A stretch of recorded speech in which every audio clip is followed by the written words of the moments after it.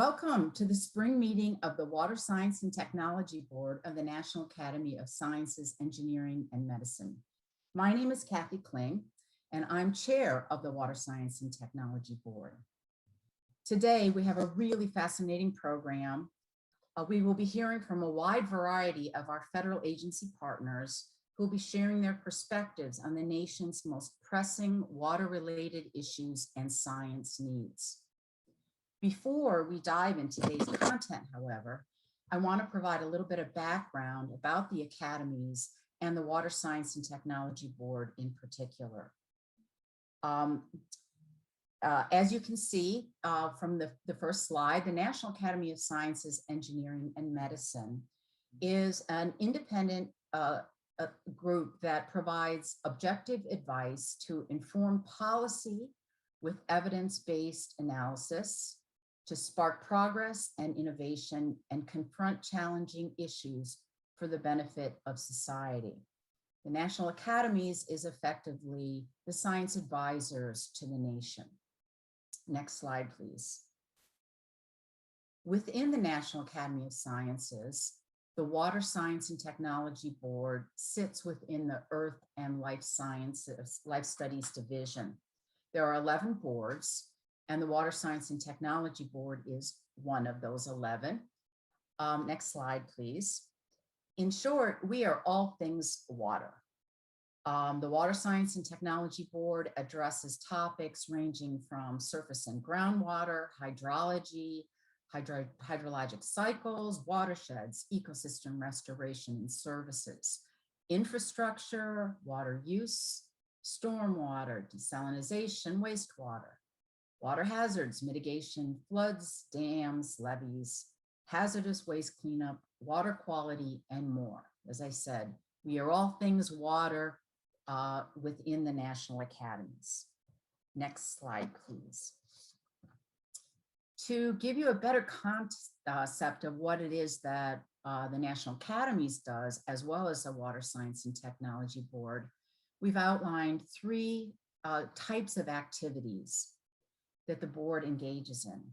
First, and historically the most important, are our consensus studies. These are studies where we bring together groups of experts to analyze, address, provide answers to specific science policy-related questions important to the nation. Second, we also do a number of workshops and various convening activities to bring people together in a safe environment to have science-based conversations about the most important topics of the day.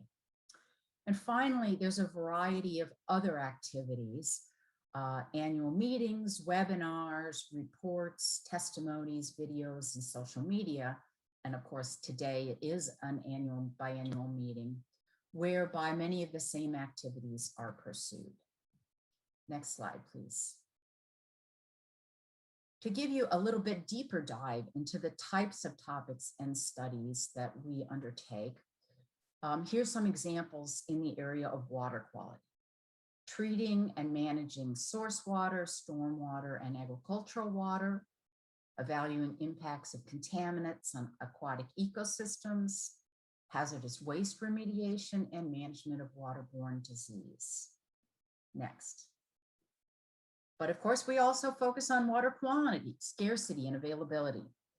And these, some of our studies in this area have related to drinking water, development of supply enhancing technologies, storage solutions, and trade-offs and competing water uses from multiple sectors. Next. And of course, water and climate change are also strongly intertwined and are increasingly a focus of our studies and activities. The importance of forecasting water and changing hydrologic cycles and weather patterns, floods, droughts, the effects of climate change on watershed management, stream flow, and ecosystem services and protection are all areas of central focus for the board. Next. To give you a bit of a sense of who the board is, I want to quickly invite each of our board members to unmute and introduce themselves. We'll go in order of the list here, down the left-hand column and then over to the right. To reiterate, my name is Kathy Kling. I chair the board, and I'm a professor of applied economics and management at Cornell University. Nusha, will you please unmute and start our round robin? Sure.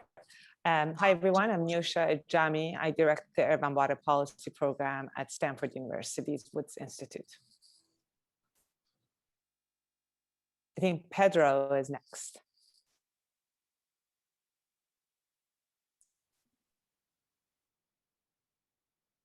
John Arthur, maybe you'll jump in. Sure. I'm John Arthur. I'm the state geologist of Florida, director of the Florida Geological Survey, which is part of the Florida Department of Environmental Protection. Hi, good afternoon. I'm Jordan Fischbach. I'm the director of planning and policy policy research at the Water Institute of the Gulf. Did we skip Ruth? Yeah, I'm on.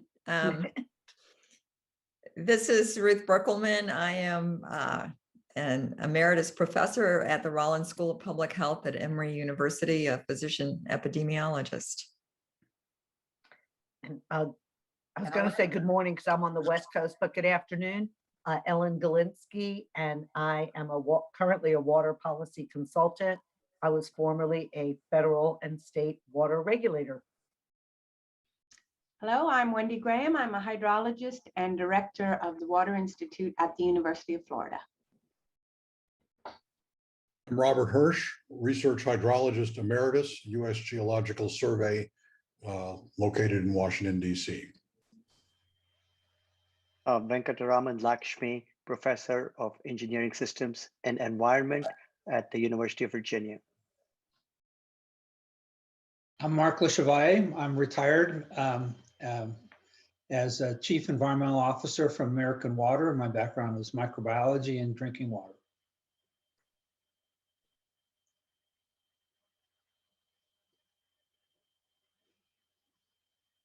Is Camille with us? Hi, I'm so sorry. Can you hear me? Yes, thanks. My apologies. My name is Camille Penu. I'm a visiting assistant clinical professor of law, and my focus is in governance and community control over drinking water resources. Thanks, Camille. Good morning, everyone. I'm David Sedlock. I'm a professor in the Department of Civil and Environmental Engineering at UC Berkeley and director of the Berkeley Water Center. Good morning. I'm Jennifer Tank. I'm a professor in the Department of Biological Sciences at the University of Notre Dame. I'm a freshwater ecologist and biogeochemist, and I direct the Notre Dame Environmental Change Initiative. Good day. My name is Dave Wegner. I'm a senior strategist part-time for Woolport Engineering, retired from the U.S. House of Representatives senior staff and the Department of Interior.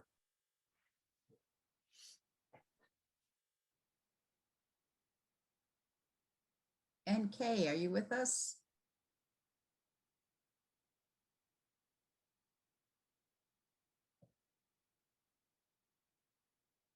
Kay must not be on the call. Kay Whitlock is our final member. Thank you all. And those of you who occasionally have trouble with alphabetical order, you'll feel better now that you've seen that some members of the National Academy do as well. So welcome everybody. Next slide, please.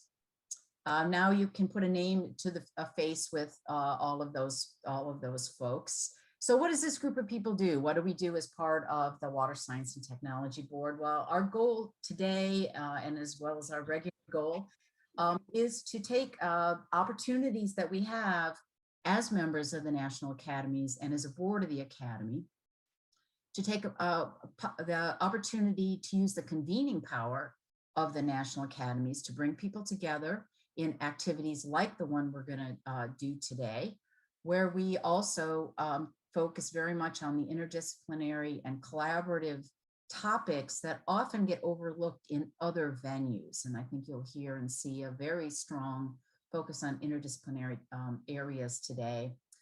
Finally, we, like many other people around the nation, are increasingly interested and focused on equity and environmental justice issues. So we felt that that was a topic well worth raising up for specific highlighting and mention in our introduction. Next, please. Today's meeting objectives and goals are really threefold. We want to engage our federal agency partners and congressional staff to learn about their water priorities in the coming years. We're particularly interested, of course, in the science, engineering, and policy issues that need to be addressed, and the science and analysis of that needs to be done in the support of meeting those goals. With that in mind, we want to identify ways that the national academies can help address these priorities and move us forward. Next slide, please. We have a very brief agenda here to give you a sense of what is coming. We're going to be starting very soon with a panel with USDA, Department of Defense, CDC, and EPA, looking at the specific challenges and issues that they have at the top of their priority lists, followed by a time for some discussion with all agency participants. After a break, we'll come back and have a second panel, this time with Department of Interior, USGS, USBR, Department of Energy, and the Army Corps. Again, we will have a panel discussion and final wrap up. Next, please. Tomorrow, for those of you who can join us, and we hope you will, we will have our third panel. FEMA, NOAA, NASA, the State Department, and NSF will all be joining us to share their priorities and science needs. Followed by a break, we will have House Transportation Infrastructure, House Natural Resources, Senate Environment and Public Works, and the GAO. As you can see, we have an enormous array of federal agency partners who have taken time to share the many priorities with us. So we're going to really learn an enormous amount. Next, please. Before I turn this to Ellen Galinsky to chair our first panel, I want to encourage you all to use the Slido feature, which is located under the webcast. You should be able to see it. Using that feature, you can share comments, submit questions or answers that can be presented throughout today's event. So please feel free to do that, and we will be collating and listening as we go. With that, welcome again to the spring meeting of the Water Science and Technology Board. And I'm now going to turn it to Ellen Galinsky, who will be chairing our first panel. Thank you so much, Kathy, and welcome again, everyone. I'm honored to be the chair of this first group of 5 distinguished speakers from our various federal agencies, loosely grouped around water quality issues. But of course, each agency deals with a myriad of issues in water, and we're looking forward to hearing from them. What we have asked each of our speakers to do is to discuss from their agency perspectives the nation's most important water-related science, engineering, and policy issues, and how their agencies are working to address these issues and needs. And of course, most important with this new administration, we want to hear of any new or redirected priorities in the water space. Each participant's going to speak for about 7 to 10 minutes. We will hold any questions. Then we'll first have a round of questions between the Water Science and Technology Board members and the speakers. After that, we will open up to a free-flowing discussion with all participants, everybody on the webinar. So with that, our first speaker is Spiro Stefanou, Administrator of USDA's Economic Research Service. And USDA is very involved in water issues as a critical player in both water quality and water availability. So Spiro, turning it over to you. Thank you very much. Thanks for inviting me. Of course, I'm going to speak on behalf of what the Economic Research Service is doing in this area. Of course, we have the Natural Resource Conservation Service and the Ag Research Service also engage in a lot of water-related matters. If we can have the next slide, please. Just to give you a brief orientation, the Economic Research Service, like this board, focuses on the science to inform policy. We are not doing policy prescription. We do the work. We anticipate trends, emerging issues related to agriculture, food, the environment, and rural America. And wherever the analysis falls, that's where it falls. Next slide, please. We are one of 13 principal federal statistical agencies. Actually, USDA houses 2 of these 13, along with the National Agricultural Statistics Service. And this is a pretty high bar for us to meet. We have high quality here in terms of our data, our objectivity, and transparency of all the statistical information we provide. And I'm going to talk a little bit about a couple of those data products that we have. Next slide, please. So our scope of work in the resources and environment area covers these 3 broad areas, not exclusively: the economic impacts of conservation programs, the efficacy of policies designed to protect the environment, and we also look at how agricultural competitiveness is enhanced through technology. Next slide, please. So the key themes here that I'm going to address today, under the science and policy priorities, sustainability is going to be a critical way for our way of thinking about water research and the policy needs over the next 4 years. We have issues of water availability for farmers, for drinking water, and for ecosystems, and these all depend upon stocks of water and aquifers, reservoirs, and even snowpack. Water quality is also a sustainability issue for us. Critical issues for agriculture in the near term are improved nutrient management, perhaps through greater use of enhanced efficiency of fertilizers, and drainage water management on our many acres of tile-drained land. Climate change is clearly links to a sustainability challenge, and it makes the challenges harder. Water supplies are under greater stress due to reduced snowpack and aquifer depletion. Drainage water management is a critical climate adaptation issue, as well as greater variability in precipitation increases the need for addressing both larger individual rain events and longer dry periods between precipitation. Now, what are our greatest needs? Well, we're going to identify several here. The first 3 here are data gaps. Data gaps have become a significant challenge, and these emerge fairly rapidly, and incentives can change quickly here. Data collection methods need to be able to fill the gaps that occur in response to such changes. Research on complex topics like water sustainability requires pulling from multiple data sources, creates a linking challenge.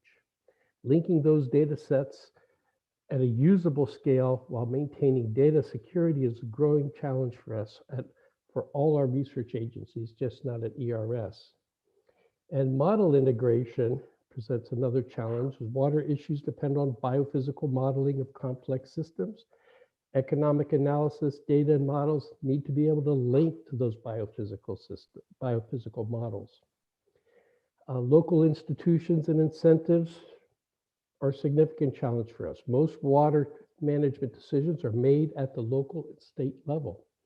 This means that the incentives that farmers and ranchers face to manage water quality and water quantity while maintaining profitability depend on those local incentives. The federal research can both work to understand and support those local decision makers. Now, what have we accomplished recently? One of our really significant accomplishments is the 2019 Survey of Irrigation Organization. ERS collaborated with the National Ag Statistical Service and the Office of the Chief Economist at USDA to complete the first national scale survey of irrigation organizations in over 40 years. That helps to fill a critical data gap on the central role that local institutions play in water management. We also have a study here involving a community of hydrologists and economists working on managing the aquifer recharge. This involves looking at the role aquifers play in mitigating drought risk and how different recharge methods and locations influence the benefits of managed aquifer recharge. And then there's survey development. We have been long engaged in the Agricultural Resource Management Survey, the ARMS data set. This remains a critical tool for USDA to track conservation practices and adoption of conservation practices, and to understand how critical practices such as conservation tillage, cover crops, and tile drains are spread across the agricultural landscape. So if we go to the next slide, just kind of give you a brief overview of each of these accomplishments. A survey of irrigation organizations. Again, 40 years ago was the last time it was done. We collected data from over almost 2,700 organizations on water supply delivery, groundwater management, and as a result, we developed a partnership with other federal agencies, regional, state, and local stakeholders. We can go to the next slide, please. Here is a slide, an example of the results that we have. Shows an important early result here is showing irrigation delivery organizations. These are irrigation districts, ditch companies, send most of the water leaving their systems directly to farms and ranches. This was over 40 million acre feet in 2019, which was a year with above average precipitation in much of the country. The second largest outflow from irrigation delivery organizations was conveyance losses. If we go to the next slide, please. Okay, here we show the cover crops report, which was released earlier this year. And I should mention the Survey of Irrigation Organizations, a formal report is being prepared. It's scheduled to be released early this summer. This is from our cover crops report released earlier this year. And we added questions to the ARMS field level survey beginning in 2015 to track within field patterns in cover crop adoption, and on soybean and corn for grain fields, persistent cover crop adoption is relatively rare. Most cover crop adopters have used cover crops for 1 or 2 out of the 4 years. On corn for silage and cotton fields, there's a persistent adoption of cover crops. And if we can go to the next slide, it's our last slide. This is an example here of a managed aquifer recharge research. And this shows that a project that linked economic and hydrologic models for the Mississippi Delta region and looked at the impact of these managed aquifer recharge in Arkansas. This was reported in a journal article last year, and we found a large share of the benefits of the managed aquifer recharge came from an expected increase in the irrigated acreage of rice, soybeans, and corn. So with that, I'll pause and hand it over to our next panelist. Thanks for your attention. Thank you so much, Spiro. And with that, we're going to turn to Department of Defense, which is an active player in water use, water reuse, water security, and water quality. So we're very pleased to have Richard Kidd, who is Deputy Assistant Secretary of Defense for Environmental and Energy Resilience. So thank you, Richard.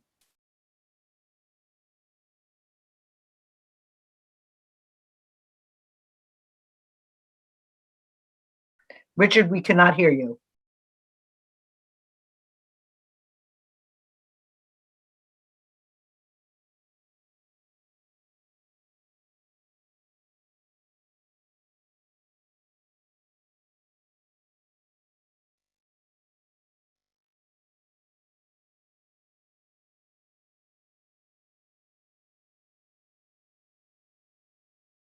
Still not able to hear you.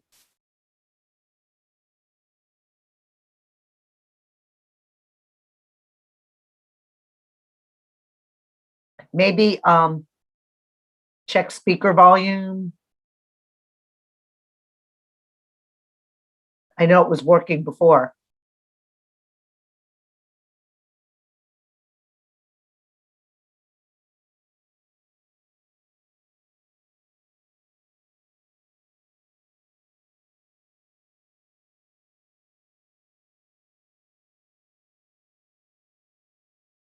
Nope, still not working.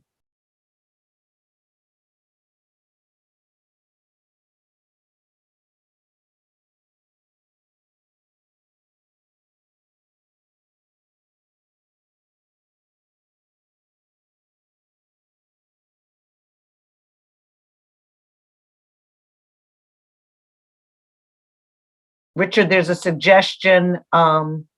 Okay. All right, we'll just go to the next speaker, Richard, as you suggest, and hopefully you'll be able to work that issue out.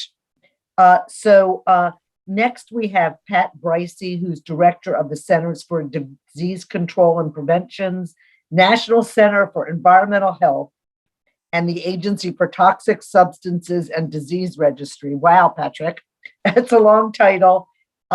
We've all seen the importance of CDC and water issues and the synergies between them with our recent responses to COVID and how we can get early warning from wastewater sampling and things like that. So Patrick, we're very interested in hearing from you. Awesome. So as you heard, I wear two hats. I'm the director of the Center for Environmental Health, as well as the Agency for Toxic Substances and Disease Registry. But today I'm really speaking for all of CDC because water activities span a number of centers as part of the Centers for Disease Control. And on my cover slide here, I'll just for a bit of reference here, that's the Flint River running through downtown Flint, Michigan right now. As you know, a notorious source of drinking water and is synonymous with water quality issues and environmental justice. On the next slide, please. So safe water is core to our nation's health, strength, security, and way of life. However, our water systems and infrastructure are susceptible to contamination that threaten public health and well-being. To meet the challenge, CDC is currently working to advance 4 safe water priority areas. These include addressing emerging contaminants and ensuring equitable access to safe water, preparing for and responding to the impact of climate change on water-related emergencies and outbreaks, maintaining safe water systems and infrastructure, and building a water wastewater surveillance system. We recognize that water-related public health concerns do not affect all populations equally. And as we heard during the introduction, health equity and environmental justice principles are the forefront of our efforts to address these priority areas. Next slide. Globally, more than 785 million people do not have access to basic water services. This includes more than 2 million Americans who live without running water and basic indoor plumbing, and many more live without adequate sanitation. We know that race is the strongest predictor of water access, and that persons living in rural areas are also at increased risk for water insecurity. Even when water is accessible, it is often prone to pollution from diverse sources of contaminants, including bacteria, toxic chemicals, heavy metals, agricultural runoff, and sewage effluents, all of which can damage human health. About 7.15 million waterborne illnesses occur annually. This results in over 600,000 ED visits, over 100,000 hospitalizations, and almost 7,000 deaths. And it incurs a $3.3 billion in direct healthcare costs. Most hospitalizations and deaths were caused by biofilm-associated pathogens, including non-tuberculosis mycobacterium, Pseudomonas, Legionella, costing $2.39 billion annually. Between 2015 and 2020, CDC found that about 20% of private wells sampled contained one or more contaminants of concern like arsenic, uranium, bacteria, nitrates, or radon. We also need to monitor for and address emerging contaminants, which can be widespread. For example, an area many of you probably heard about, the Environmental Working Group estimates that over 100 million Americans have detectable levels of per and polyfluoroalkyl substances in their drinking water. That's roughly 1/3 of Americans. To address these issues, CDC and ATSCR work to advance the science around water-related hazards. We investigate potential exposures in communities and provide actionable recommendations to protect public health. For example, ATSCR is conducting a national health study to look at the relationship between PFAS exposure to drinking water and health. Our environmental health laboratory conducts biomonitoring to assess exposures to chemicals of concern found in sources of drinking water. These findings inform remediation and mitigation efforts, health behaviors, and policies to reduce potentially harmful exposures. We also work to strengthen the capacity of jurisdictional public health departments to detect, prevent, and respond to water threats through programs like CDC's Epidemiology and Laboratory Capacity for Prevention and Control of Emerging Infections program, the ELC program, and the Environmental Health Capacity Cooperative Agreement. Next slide, please. As we've heard, climate change is already affecting water quality and quantity in some regions of the country, with direct impact on human health. Our aging water infrastructure is increasingly stressed by climate change-induced extreme weather conditions. Within the next decade, we predict that at least 40 out of 50 states expect to face water shortages. This year, we estimate that 84% of the West will experience drought conditions compared to only 34% last year. Predicted increases in frequency of severe weather events like hurricanes, flooding, and drought will continue to jeopardize water systems and water quality while causing damage to our water infrastructure. Harmful algal blooms, or HABs, and cases of other waterborne pathogens are likely to become more frequent as the earth warms and the level of nutrients in our water systems increase. CDC ATSGR responds to requests from federal and state partners for technical assistance for safe water issues associated with severe weather events like hurricanes, flooding, droughts, HABs, and wildfires. Next slide, please. We can all be proud that the U.S. has one of the safest drinking water systems in the world. Still, we know that there are weaknesses to our water systems. First and foremost, our water systems are dependent on safe infrastructure. Failures associated with our aging water infrastructure make us susceptible to many health-related issues. We know, for example, that lead exposure is a preventable problem and a principal environmental justice issue, as was sadly exemplified through the Flint water crisis. While CDC works with states to implement evidence-based strategies to mitigate lead exposure and reduce impact of lead poisoning, the shift to a primary prevention model in which lead hazards like lead service lines are removed from the environment is paramount to water health security. In addition to safe infrastructure, we also need to implement effective water management to reduce contamination and spread of waterborne diseases. CDC investigations show that almost all Legionnaire's disease outbreaks were caused by preventable problems with effective building water management system activities. We support and collaborate with health departments to develop safe water management plans to control the presence of waterborne pathogens like Legionella bacteria in premise building plumbing systems. We also support waterborne illnesses in recreational waters like pools, hot tubs, lakes, and rivers. Next slide, please. Lastly, we need to increase domestic global water and wastewater surveillance capacity. Currently, CDC's National Environmental Public Health Tracking Program provides a set of consistent drinking water quality data nationwide. However, the need for water-related surveillance extends beyond monitoring drinking water. For example, foodborne illnesses can be connected to contaminated water. This is the case in outbreaks related to leafy greens, in which contamination occurs from animal waste in irrigation water or in the fields from the plants grow. In response to the COVID-19 pandemic, CDC and the U.S. Department of Health and Human Services, in collaboration with other agencies throughout the federal government, initiated the National Wastewater Surveillance System, NWSS. NWSS uses water testing to detect and assess emerging threats like antibiotic resistance, and the data generated by NWSS will help public health officials better understand the extent of COVID-19 infections in communities, as we've heard already.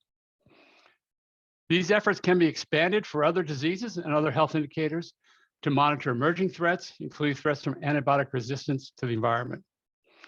Scientific evidence shows that traces of antibiotics, the germs resistant to them, and genes that cause resistance are present and sometimes remain in environmental systems for a long time. They can also spread throughout the environment. Even properly functioning waste treatment systems may not fully remove resistant germs in their genes.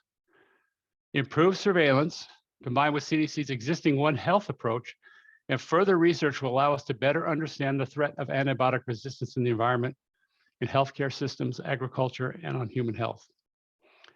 New surveillance systems would be enhanced by advances in molecular science and informatics, such as advancing analytical tools needed for water and advances in human and animal testing. And by developing and modernizing informatics systems to better share environmental surveillance and response data. And finally, by integrating clinical parasite surveillance into national genomic surveillance platforms to better understand water-related risks like Cryptosporidium and Giardia. Next slide, please. Well, thank you again for the opportunity to speak on this vital issue. I look forward to listening to the discussions throughout this meeting.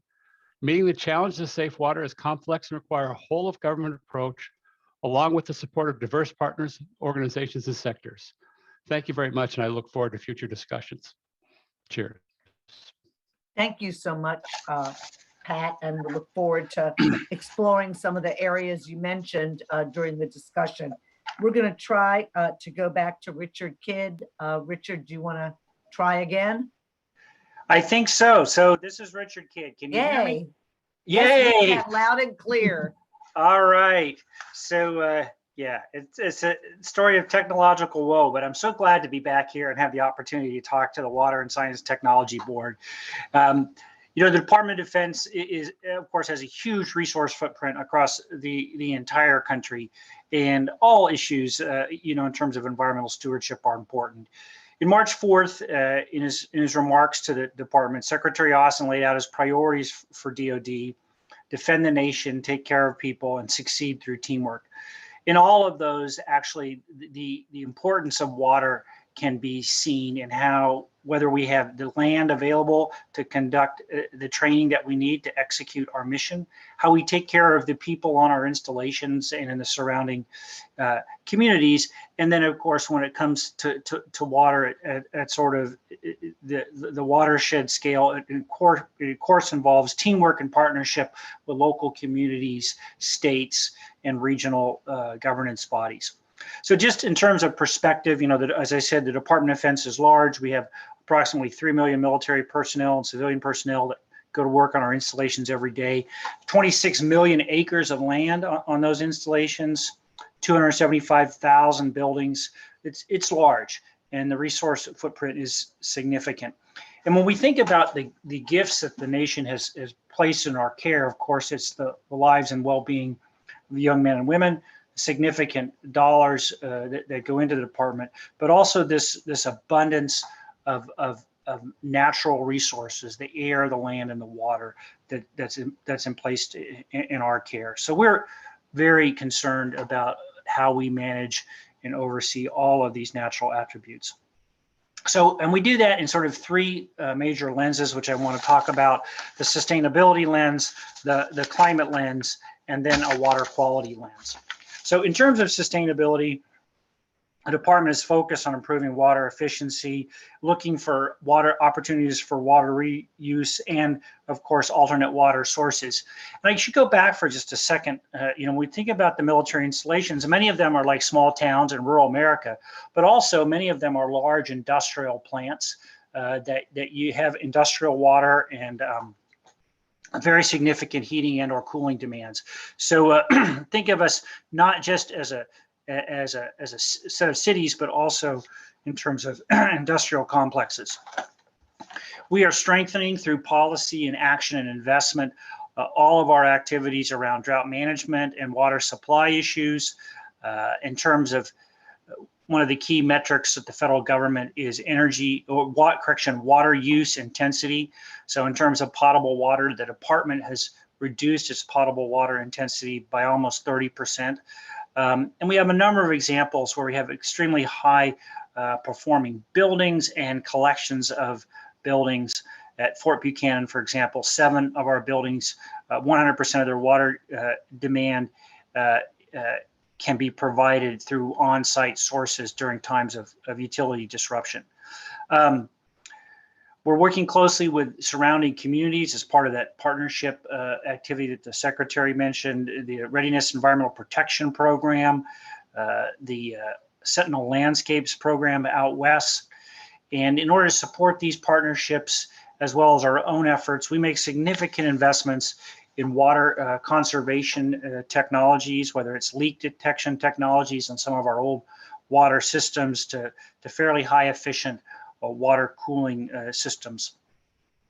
The second lens that we look for is through the climate lens. We recently published the results of the Department of Defense's climate assessment tool that was published the end of April, and it's up on the web if you want to take a look for that. And that tool looked at 8 different sort of climate effects across 2 timelines and 2 scenarios. And what was interesting is that of all the areas that we looked at, the most pronounced effect, climate change related effect on DoD operations was going to be drought, primarily drought in the south and the west. And how that affects our installations, of course, with limited water, it places us, of course, if you will, in competition or in close collaboration with surrounding communities, but it makes training a lot more difficult because of fire hazard that could result in loss of training land and loss of habitat for species that are on our installations. So in terms of fire, also related to climate change, we can track the diversion of Department of Defense assets in national firefighting response, forest firefighting response. And if you look at the trend lines over the last 15 years, it's true but unfortunate that we are diverting more Marines and soldiers and airmen from their regular job to help the country fight the increase in wildfires. So we're using the tool, the assessment tool from the results of this assessment tool to change our entire installation management practices, how we look at our environmental management plans, and how we look at issues of water management and hydrology. We can see where we're going and the steps that we need to take accordingly. And then finally, we look through a water quality lens. Just like the previous speaker mentioned, the Department of Defense actually owns the drinking water systems that supply water to 2 million people across our installations worldwide. We're above 97% in compliance with all the Safe Water Drinking Act standards and working hard, of course, to continually raise that. The mention was made, of course, of PFOS and PFOA by the earlier speaker. This is a significant issue of concern. The emerging contaminants on the PFAS family. So we have tested all of our water systems where we are the purveyor, and all water systems outside of Department of Defense installations where we might have been the source for PFOS, and we've taken immediate removal action on all those systems to ensure that no one is drinking water that is above the EPA's health time advisory level for PFAS, where Department of Defense is the known source of the chemical. So we look forward to, of course, working with EPA and others as we move forward to get the standards in place that are needed to make the cleanup program even more robust. And then in terms of science issues here, again, we're investing in significant technologies related to PFAS detection, toxicology, and removal and remediation. So finally, I'd just like to close by saying that sustainable water management is critical to achieving the Department of Defense's mission. And doing so requires the development and deployment of new science and technologies, as well as close collaboration with other agencies, many on the call, and of course, importantly, our neighboring communities. So we are often a fast follower of best science. In some cases, we work to be on the leading edge of that science through our CERTIP and ESTCP programs, where we're specifically looking at science and technology transfer, and new technologies related to energy and environment and water resilience on our installations. So in doing so, of course, we take the data and the science provided by other agencies into consideration in all that we do.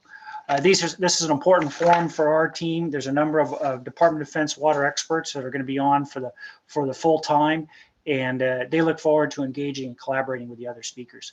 So I thank you very much for the opportunity to be here, and I look forward to any questions that we get during this panel. Thank you. Thank you so much, Richard, and well worth waiting for. Just, let's hope your microphone works for the rest of the time. I'm sure it will. So for our last agency, we're going to turn to my former colleagues at EPA. I was fortunate enough to work side by side with Suzanne Van Drunik and Benita Bess-Wong for the 6 years I was at EPA. And I look forward to hearing their remarks. So first, Suzanne Van Drunik she is the National Program Director of the Safe and Sustainable Water Resources Program at EPA's Office of Research and Development. And she is going to talk to us about their priorities in research and interaction with the Office of Water. So thanks, Suzanne. Thank you, Ellen. We miss you. And thank you to the Water Science Technology Board for inviting EPA today. So as many of you may know, EPA's mission is to protect human health and the environment, and ORD is the scientific research arm of EPA, and our mission is to provide the scientific foundation for the national decisions of the agency and its program offices, and the scientific support for our regional offices to implement those decisions. Next slide, I'm sorry. I thought I had control here.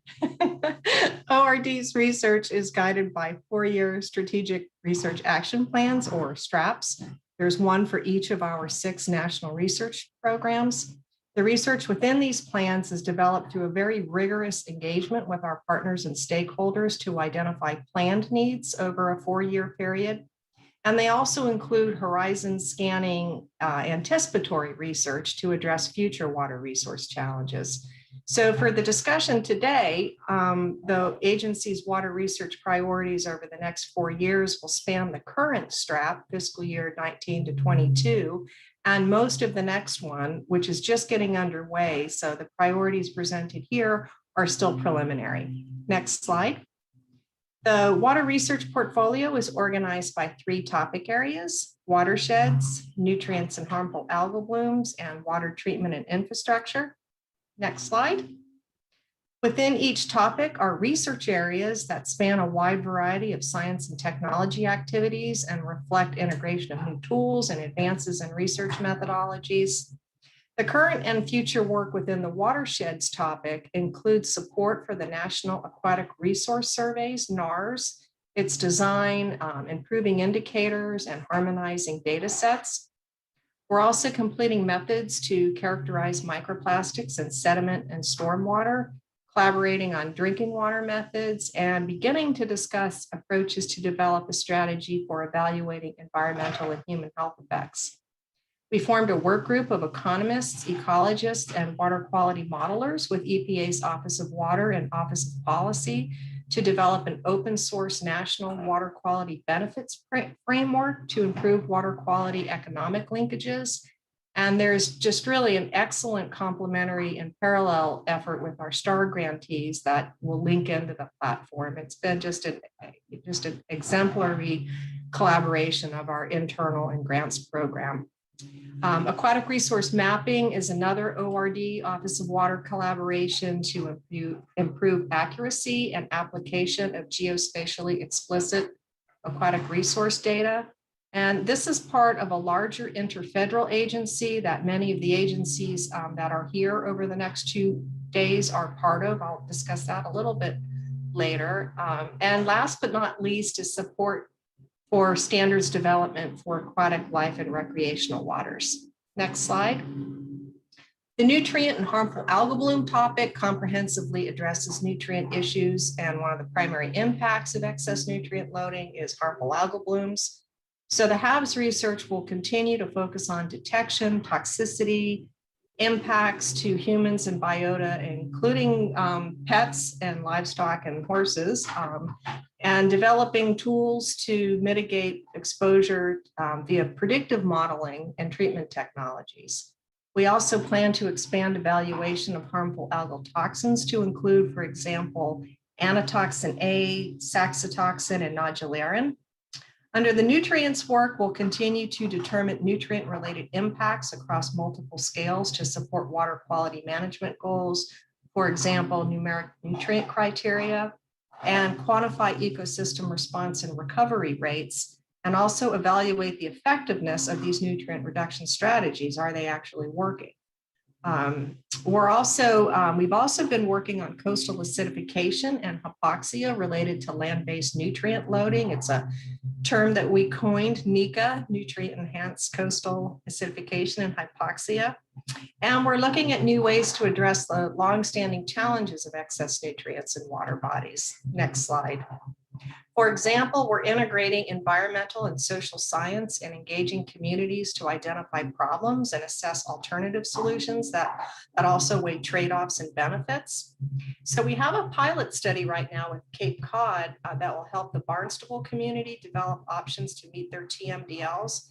And this is a fairly complicated issue because installing a public sewer system is prohibitively expensive, and it still wouldn't address the issue of legacy nutrients. Next slide. Thank you. The water treatment and infrastructure topic houses applied and fundamental research and tech support for drinking water, PFAS, wastewater, water reuse, and stormwater. And you can see there's a lot going on under this topic. I could barely squeeze it on one slide.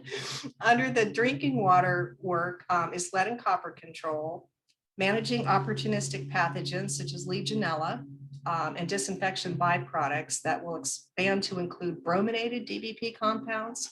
And we're also exploring, and we're asking our Board of Scientific Counselors to help us with this, about how to comprehensively integrate these research activities to ensure safe disinfection levels while minimizing or eliminating exposure to lead and opportunistic pathogens and DBPs.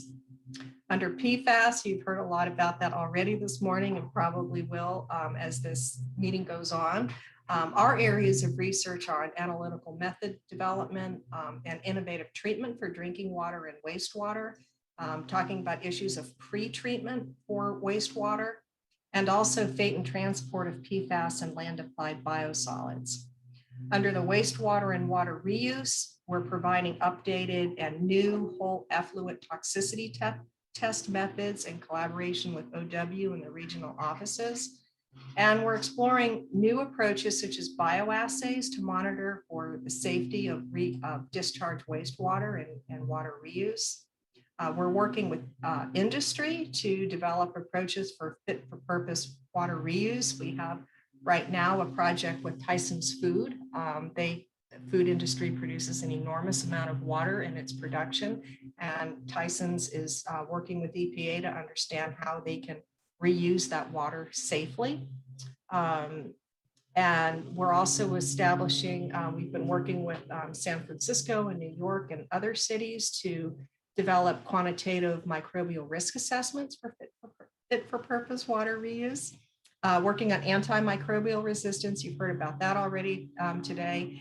And also, and this shows how the agency can be flexible and adaptive to when we have new challenges come over the transom. So we have a wastewater-based epidemiology surveillance project for emerging contaminants, such as SARS-CoV-2, and plan to expand that work in the next strap as well. And finally, integrated stormwater management. We're looking at site-based projects to help prevent combined sewer overflows. So next slide, please. And then we're also considering issues of climate and environmental justice. So when we think about increased frequency, duration, and intensity of precipitation events, what impacts will that have on stormwater runoff, and how will that result in combined sewer overflows and this enhanced coastal acidification?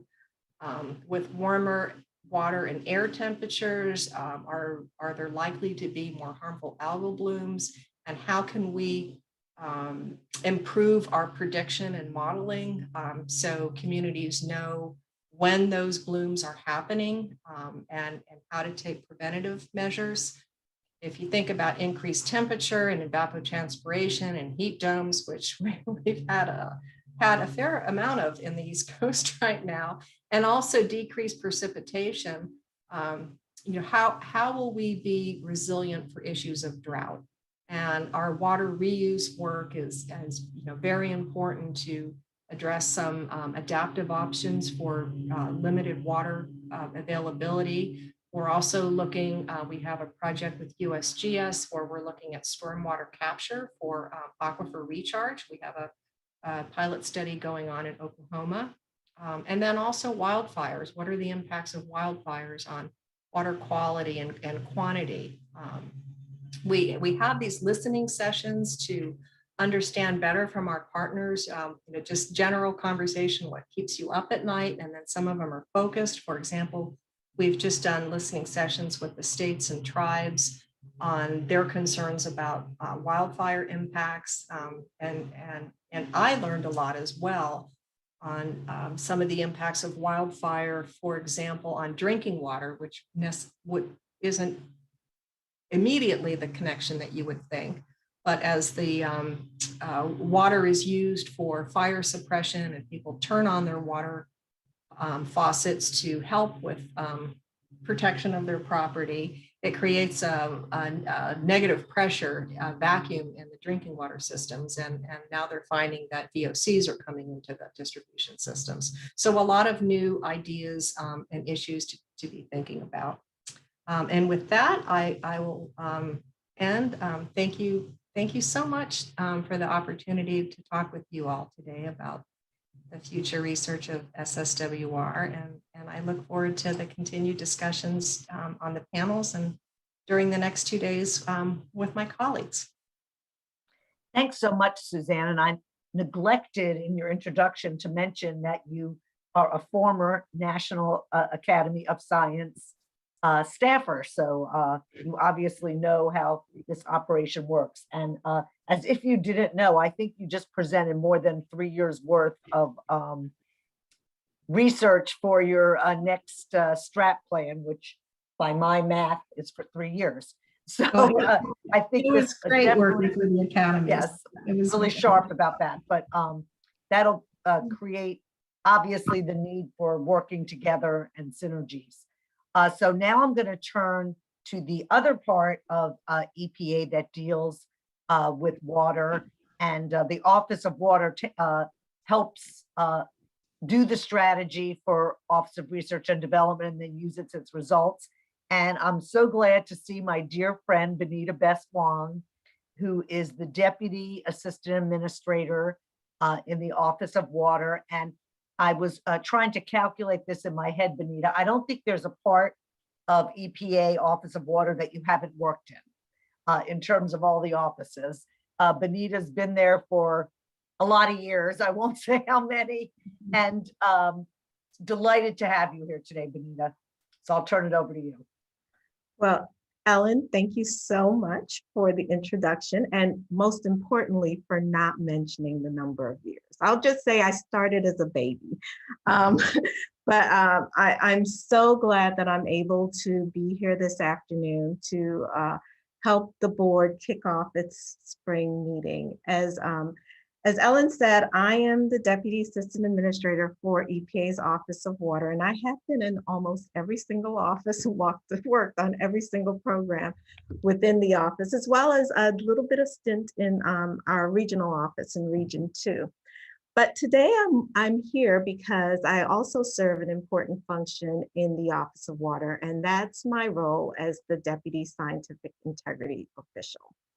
And you know, as you all know, in January, President Biden issued a memo directing this administration to make evidence-based decisions guided by the best available science and data.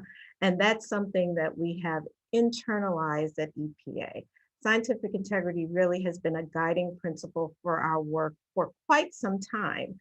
But now we have the president's executive order to ensure that we remain committed to making decisions that are really based on the best available science.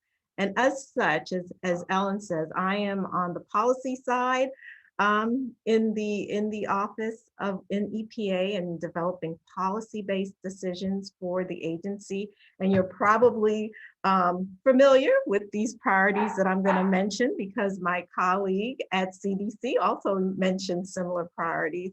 So most notably, the policy decisions that are in front of us are with regard to PFAS, lead in drinking water, responding to the climate crisis, and nutrients.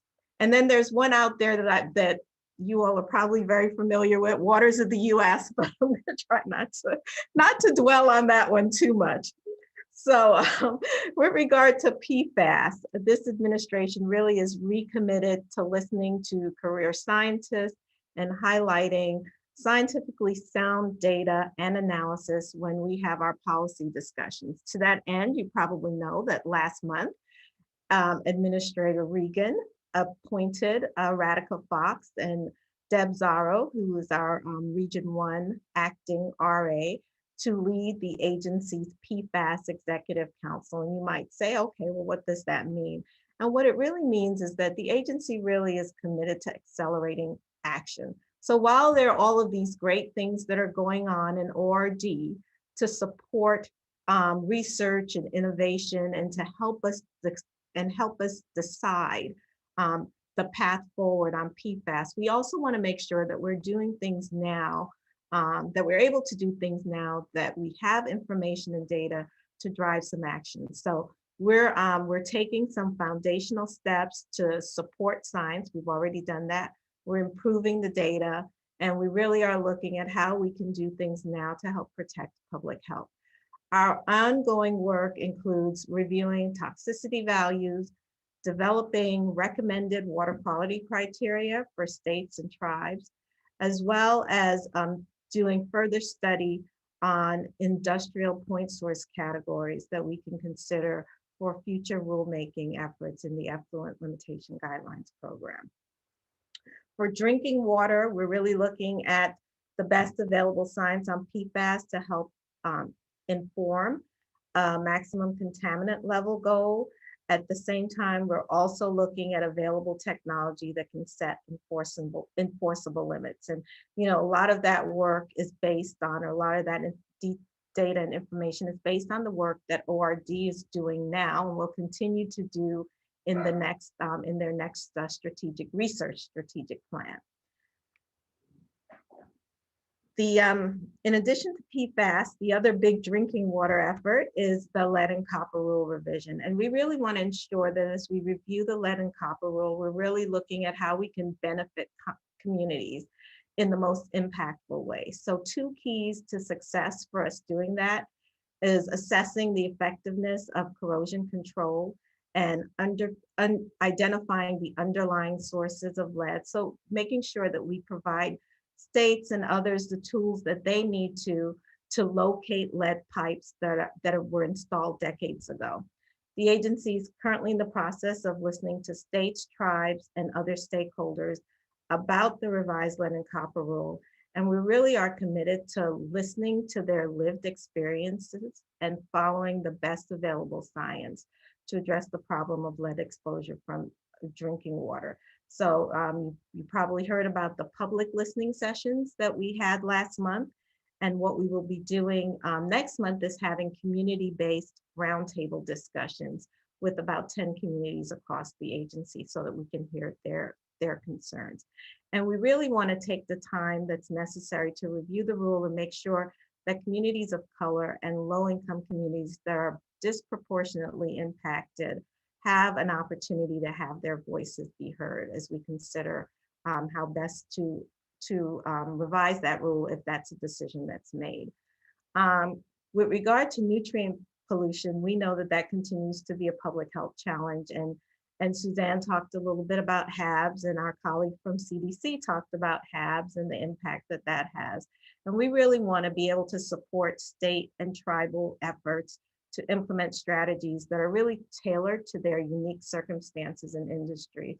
We know for nutrients, there's really no silver bullet. It really has to be done at the community level, working at the local level with a myriad of partners in order to develop strategies that will help reduce pollutant loading, as well as working across the federal family in order to do so. So scientific integrity really remains a key consideration for our approach to nutrients, because we want to be sure that we're using innovative scientific approaches like cutting edge science monitoring, which Ellen was involved in when she was at the agency with nutrient sensors. And we want to ensure that modeling is a big part of the work that we're doing on harmful algal blooms. Also, we really want to be sure that we provide the technical and lab support to our states and local communities for emergencies that result from the adverse impacts that are caused by HABs. So, and under our clean water program, we're developing numeric nutrient criteria for the various water bodies, while encouraging our partners to really use the innovative tools or new financing methods that are available to them. Finally, when it comes to the climate crisis, which really continues to be one of the most urgent policy-driven science priorities at EPA. In 2020 alone, 22 separate weather events accounted for $95 billion in damages to homes, businesses, and our critical infrastructure. So responding to climate crisis really means building more resilient infrastructure, encouraging innovative approaches, and understanding how water can be a solution to the changing climate crisis. You know, folks always focus on air program and greenhouse gas emission reductions, but we really do feel that the water program can really play a critical role in providing long-lasting solutions, because as we all know, the climate change impacts are most often felt through water. It's either too much or too little, as my colleagues have discussed earlier. And then finally, the last effort that I'd like to talk about with regard to our agency's priorities, or actually the Water Office's priorities, is building and modernizing our nation's drinking water, wastewater, and stormwater infrastructure. And no discussion of the Office of Water Priorities would be complete without mentioning how important infrastructure investment will really play over the next 4 years. So, you know, it's great to know what we can do by having the science to support that. But what's even more important is having the investment to make sure that we can implement what science tells us is necessary. So we're really excited about President Biden's American Jobs Plan. I've told folks I've been in the agency for years, and I don't think I've heard any president speak as much about water infrastructure on the national platform. And we really do believe that it proposes really a historic amount of funding for water infrastructure and further study for monitoring and remediation of PFAS. The plan looks at investing $111 billion in water infrastructure, with $45 billion of that going towards 100% replacement of lead service lines, which you know, we believe is what's really necessary to better protect the health of children and vulnerable groups, because we know that the harms of lead exposure is well documented. Another $56 billion of the investment would support clean water infrastructure in a way that would really greatly advance our efforts to become more resilient under the changing climate. So we're really very excited about that. And you know, I tell people, even if we get a fraction of that, we could really make a big difference in the drinking water and wastewater infrastructure arena. And finally, you know, a thread that's really woven between all of our priorities is the need to think about equity and environmental justice in all the actions we take. So the agency really has taken very seriously the president's directive to make sure that we embed equity into everything that we do. So we know that not everyone experiences water quality equally. As we move towards these priorities, a big focus of ours will be trying to see whether or not progress is really felt where it's needed most, and that's in low-income communities and communities of color that have been disproportionately affected by pollution and access challenges. So understanding how these communities are impacted is an important part of our analysis and understanding the issues. And Suzanne and I have chatted that while we have great scientists on board in the agency, toxicologists, epidemiologists, we have epidemiologists, we have engineers, we have so many different disciplines. But the one area that we really need to look at investing in our scientific communities in the social scientists, and really seeing how we can have more social scientists in the agency as we try to tackle the issues that are felt most in low income and communities of color. And with that, I will stop so that Ellen can now lead us in the question and answer portion. Thanks so much, Benita. And I'm sure as all of you who are listening are struck with this too, the similarities between the priorities of each of the agencies that spoke to us. And that was not planned. I don't think it was anyhow. I don't think y'all talked to each other beforehand. So I'm really struck by that. So for the next 15 minutes, we're gonna open a discussion directly between the panelists and the WSTB board, and we'll follow that with a 45-minute open discussion with everybody on the line about cross-cutting issues in water quality. So as the moderator, I'm taking the personal privilege of asking the first question, so I don't have to raise my hand. And this is going to be a lightning round among our panelists. So I'm going to call on each of you. You know, as I said, you've all raised so many important issues, highlighted the need to work together to address impacts to climate change, water quality, water sustainability, modernizing water infrastructure. So my quick question to each of you in a lightning round is, how can other agencies or the WSTB and National Academy help you move these areas forward, fill data caps, facilitate discussions between groups, bring in scientific institutions and the public to help you? So I'm going to call on Patrick first. Great. So I get to go first. So that tough question. So obviously, you know, as I said in my remarks, what we look for is an all of government response, and I also think we need to work all of society response. We can't address these big issues in our silos going forward. So I think, you know, to the extent that the national academies can help us integrate what we do and think about ways to synergize what we do, that could only be beneficial. And so having us at a meeting like this is great. I've been taking notes already, and you know, we work closely with the EPA on many things. We work closely with the Department of Defense on many things, but we can do more, we can do better, we can do bigger things. So I think you're spot on, and I think it's a challenge for all of us to think how we do that. Thank you, Patrick. I'm going to call on Spiro next.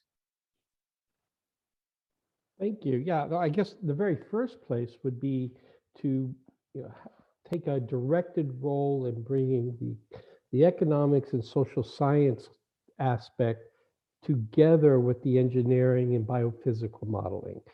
We say we need to do this, let's do it. Let's have a focused presentation. And the other part is, I would just echo what Benita said about the need to take the social science role here. You know, there's a supply curve there, and as an economist and a science and a kind of a science-based research mission, I have to keep reminding my colleagues there's a demand curve too, right? And that's also part of the analysis and part of what's going on. Just because you can do it doesn't mean we're going to do it or we choose to do it. And so Okay, that's what I would thank you. Richard.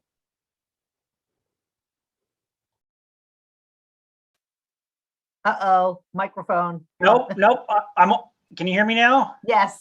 I am microphone challenged today. Hey, so in a lightning round, look, we'll take the topic of PFAS. So over the last 10 years, the Department of Defense has spent about $78 million in various aspects of research related to PFAS treatment, sampling, analysis, migration, and ecotoxicity.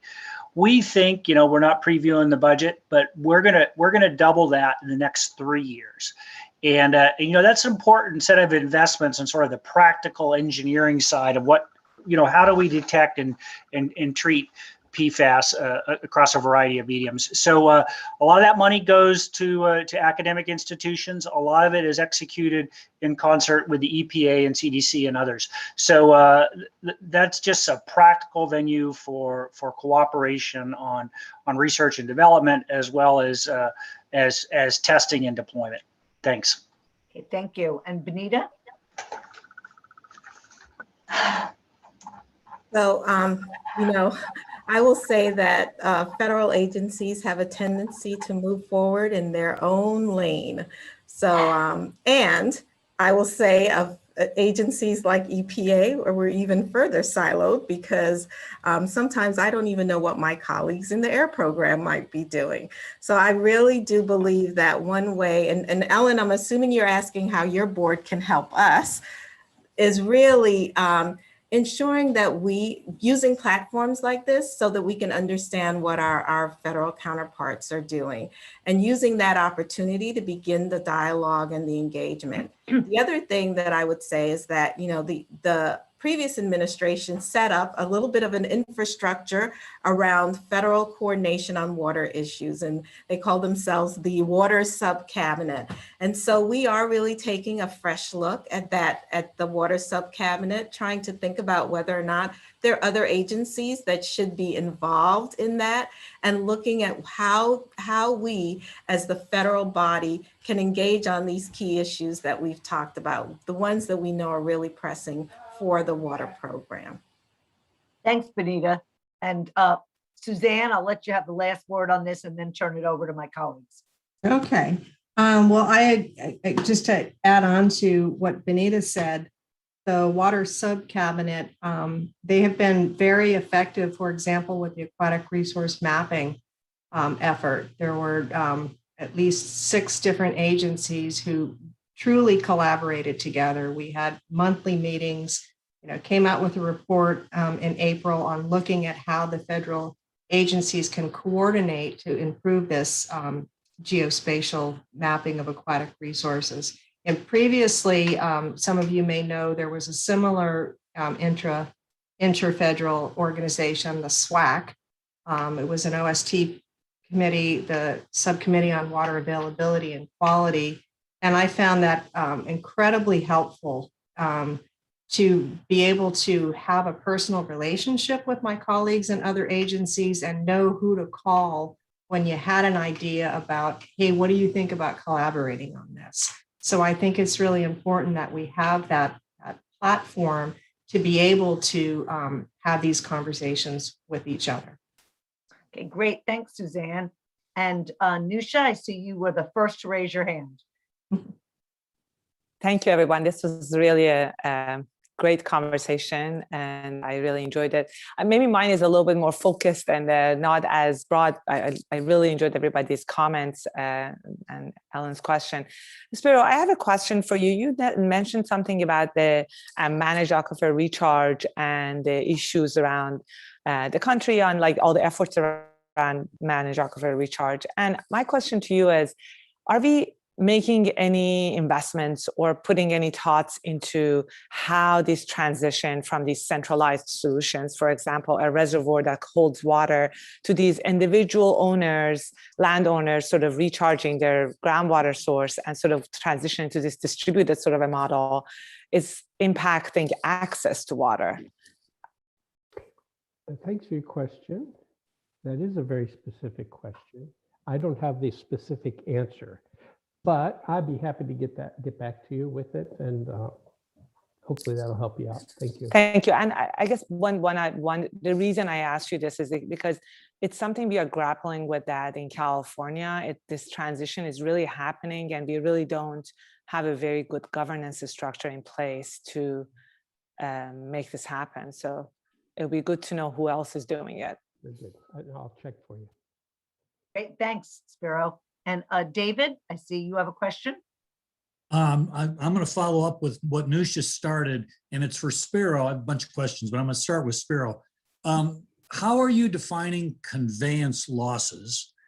And the reason I raise that is because of the infrastructure piece that we're dealing with in the administration right now. So that's question one. The second part of that question is, I'm in the Southwest in Tucson, and we're having significant discussions because of potential water shortages about changing cropping patterns in terms of the types of crops, seasonality of crops, et cetera. Does your agency, are you looking at those changing dynamics in the agricultural commodities markets now? Thank you. Well, on your first question, let's see here if I have. Conveyance losses are self-reported. One of my colleagues is messaging me. It's self-reported by irrigation organizations. So that's first brief remark. The second one is changing cropping patterns. So that's something we're tracking. We can track that with the ARMS, the Ag Resource Management Survey. And so yeah, that's always a challenge, try to see how production decision-making adjusts in terms of output mix, in these changes in water patterns. So yes, we are taking that into account. Thank you. Mark. You're on mute, or we're not hearing you. My colleagues on the board hit my number 1 and 2. So Spiro, really interested in your presentation. The same question, how do we expand that managed aquifer recharge? So we'll look forward to having some more detail. And David put his finger on that, the conveyance losses, and what technologies are being looked at to reduce that. That won't be my question since they both covered it, but just, encourage on both of those were really interesting. My question will go to both Patrick and Suzanne. Both talked about expanding wastewater monitoring, and obviously, we've kind of discovered this is a really useful tool for COVID, and undoubtedly will continue to do that testing. I just was reading in Colorado how they, with CDC funding, they plan to continue that monitoring for the next 2 years. So that's good news. But I was thinking, both of you talked about expanding that and doing more with it. So if you could talk about what were you thinking about? I've heard maybe doing influenza monitoring or opioids or whatever, but I'll leave it to you to kind of talk about. You both talked about expanding, so what maybe you could elaborate both on that, Patrick and Suzanne. So for EPA, I mean, certainly there are the pharmaceuticals and other types of epidemiological monitoring, but where we're focusing on are the types of viruses that we're most likely to see again. And it probably won't be SARS-CoV-2, but it will be the viruses that are most likely to mutate and to take on these patterns are the mRNA viruses. So we're trying to look at ways of how to think about what is the next COVID-19, and then also think about some of the challenges with, so you're able to detect a certain strain of SARS-CoV-2, but then what happens when people are being vaccinated? And then what happens when the vaccine mutates? For example, now we're seeing the mutation that seems to have originated in India. That's being picked up all across the country. And another important question is who pays for this? I mean, that water utilities are asking us, this is great, but who pays for it? And is there a commitment from the government to provide funding for this, or is this something that the utilities are going to have to bear? Patrick? Yeah, so I think there's been a shift in how we think about our wastewater monitoring that's reflected in this. As opposed to thinking of just wastewater testing in terms of what data to make sure that the effluents are safe in terms of the drinking of the water sources they might be put into. Now thinking about the role that wastewater can play in terms of public health surveillance, I think is an important new shift and something CDC is very interested in, well beyond just the COVID work that we talked about before. So there's lots of potential pathogens that circulate in communities that might be associated, that might be tested this way. There's all sorts of chemicals that might be looked at as well. Antibiotic resistance is key component to this as well. So there's many aspects to this. I think one of the big challenges right now is we need to do the research to demonstrate that we can test for these things, that we can use modern molecular biological techniques to get away from the traditional culture methods, to get these non-cultural methods in place, get those resources out to communities, out to state and local laboratories so they could use them. So this can become kind of the wave of the future going forward. I think we see right now that all this is possible, all this can be important. We need to make sure that we move forward aggressively to get this implemented, do the research we need to demonstrate it's effective, under what conditions it's effective, what can we associate, and how can we use that to inform public health policy and practice going forward. So all this is very exciting. Well, glad to see that. Of course, the Academy had a workshop teeing this up a year ago.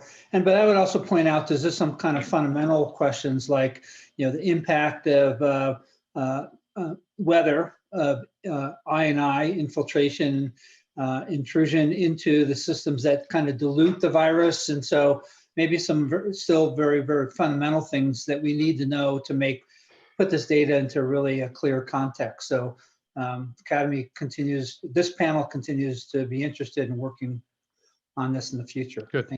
And I think that's why I want to emphasize that the scientific underpinning for how this works and what it means really needs to be developed. Thanks. So we have about less than 4 minutes and 4 people who want to ask questions, I think. So I'm going to call on David Sedlak and ask each person to not take more than 1 minute. Thanks. Go ahead, David. Ellen. I heard a lot of enthusiasm from folks here about interacting with other federal agencies, but I didn't hear much about state organizations or regional organizations. So is there anything particular that limits your ability to interact with state organizations or regional organizations, or are there ways in which this board could help create better connections between state and regional organizations and federal agencies to try to accomplish the kinds of, I guess, high objectives that you've all been talking about? I'm going to call on Benita to answer that first. Thanks, Ellen. Well, a big part of our work really is engaging with states and local authorities, because many of our programs are implemented by the states. We in EPA, we develop the policy, but we really have to work with states as our co-regulators. So while we've talked about coordination among the federal family, I think we're probably a little better at coordinating with our state partners, because we really do work with them hand in hand. And on a number of these issues, we are, sorry, my puppies are deciding right now to go crazy.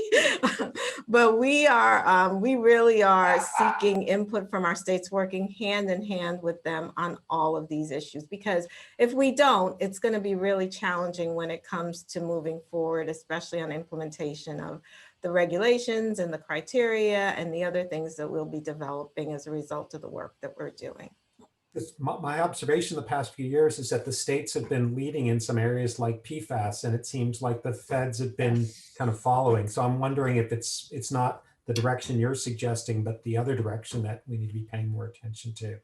Yes, most definitely. We can learn from our state partners on a number of these issues. I think even especially on when we talk about the engaging local communities and understanding how our regulations really impact folks at the local level.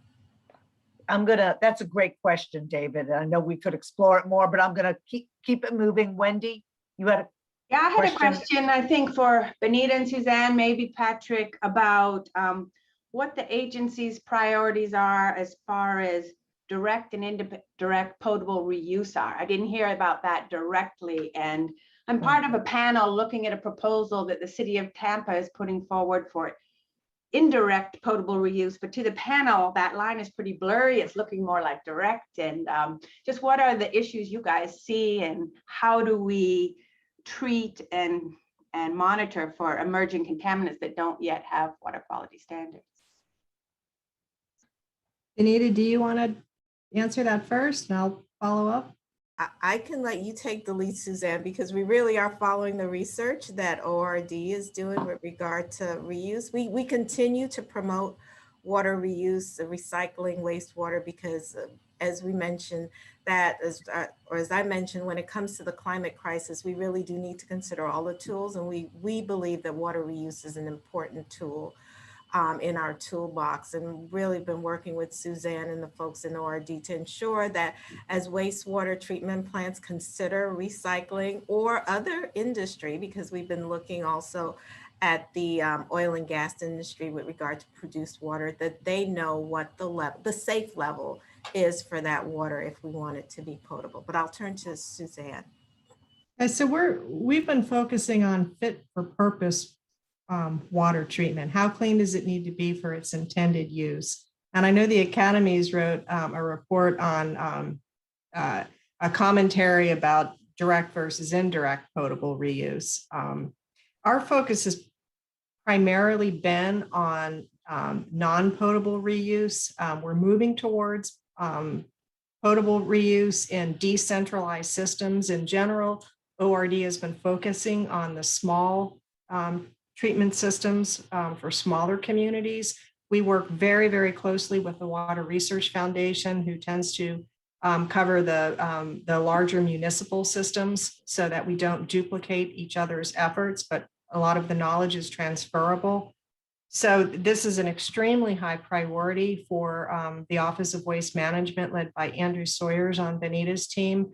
And we're looking at, for example, one of their highest priorities are expanding and updating the whole effluent toxicity testing and bioassays. So how can we screen for things in wastewater, either for discharge or for intended reuse with a non-targeted approach? So that's a direction that we're certainly moving towards. And in terms of PFAS and other contaminants, there's an increased focus on what would be beneficial in terms of pre-treatment. So I know we're almost out of time, so but I'm happy to follow up with you on that. Thank you. Yeah, there's a lot to be said on it. And I just want to emphasize going to the WRAP, the Water Reuse Action Plan, which is really an interagency plan that everyone or most agencies are involved in and does deal with potable water. And also the states are involved in it, to David's point. And also, I forget what I was going to say on that one, but anyhow, it's got all the action steps, and there's private partners too, is what I was going to say, in the organizations. I'm going to let David Wegner ask the last question before we move into the public session. Thank you. This is for Richard. Richard, in your discussion, you were talking about policy. So I don't think Richard is on, David. Oh, okay. Well, then I think he had to drop off. Okay. No, Richard is you on. are on. Okay. Okay. I am on. I'm looking forward to this. Okay, I don't see you. Go ahead. Okay. Anyway, Richard, my question is, you were talking about policy action investment, and you mentioned that the Department of Defense was using water use intensity metrics. My question is, are these internal metrics that DoD has developed, or have these metrics been vetted with industry and commercial users? Sure, no. So the water use intensity metrics actually comes out of congressional statute, and it's tracked on the White House sustainability website. So this is a metric for all federal agencies for sustainability. It is also, along with the ILA water use, are sort of the overall metrics used to guide federal agency sustainability practices. I've had a lot of discussion about intensity metrics more on the energy side, because in fact, you could reduce your total consumption and your intensity could go up as given the federal formulation. But that is what we use. That's what's given to us by Congress. It is certainly not the overarching metric, particularly in areas affected by drought. We must reduce our total consumption, not just our intensity. And that's understood. We have a number of cases. The great thing about some of our military installations is they are very command and control. And simply by stopping irrigation or stopping certain practices on the installation, we can cut a lot of water very quickly. And we have cases of installations in the West that have cut their total water consumption by 50% in response to requests from the state and local authorities. Thank you. Patrick, you look like you wanted to say something. Yeah, if I can step back a little bit, there's a couple things I want to make sure got in the discussion about water and wastewater reuse and some of the other activities. I want to remind people, I mentioned something about our new national wastewater surveillance system. I think when that gets up and running, that could be a key support function for all this work going forward. So we're very excited about that. And then the question about working with state and local governments, CDC has a very strong history and background of working with state and local governments. We give lots of resources to state and local governments through cooperative agreements that support a number of these water-related activities going forward. So we'll continue to build on that. We'll continue to do that. We're excited about the increased resources for the public health workforce that the president has provided that will allow us to get more resources to support state and local health departments on these important water-related issues. Thank you, Patrick. So for the next half hour, we're going to switch gears a little bit and make this more a discussion rather than putting our panelists on the question and answer spot. So we're going to have a conversation amongst all of our panelists, any other agencies participating, board members, and the public on cross-cutting issues in water quality. Of course, water quality represents a key area that WSTB has done work in over the years, including drinking water contaminants, stormwater quality, contaminated site management, and nutrients. To assist the board in our strategic planning, we'd like to hear from everyone about what are today's largest challenges across all agencies. Of course, we've heard some of that already, encompassing drinking water to aquatic ecology, and also in particular challenges where we need additional science, information, and analysis. So I'm going to try to run this. I'm not super good at Zoom things. So anyone is allowed to raise their hands, and I know Deb is going to represent the public raising their hands, and I will try to call on you and get this discussion going. So anyone want to kick this off? Don't be shy.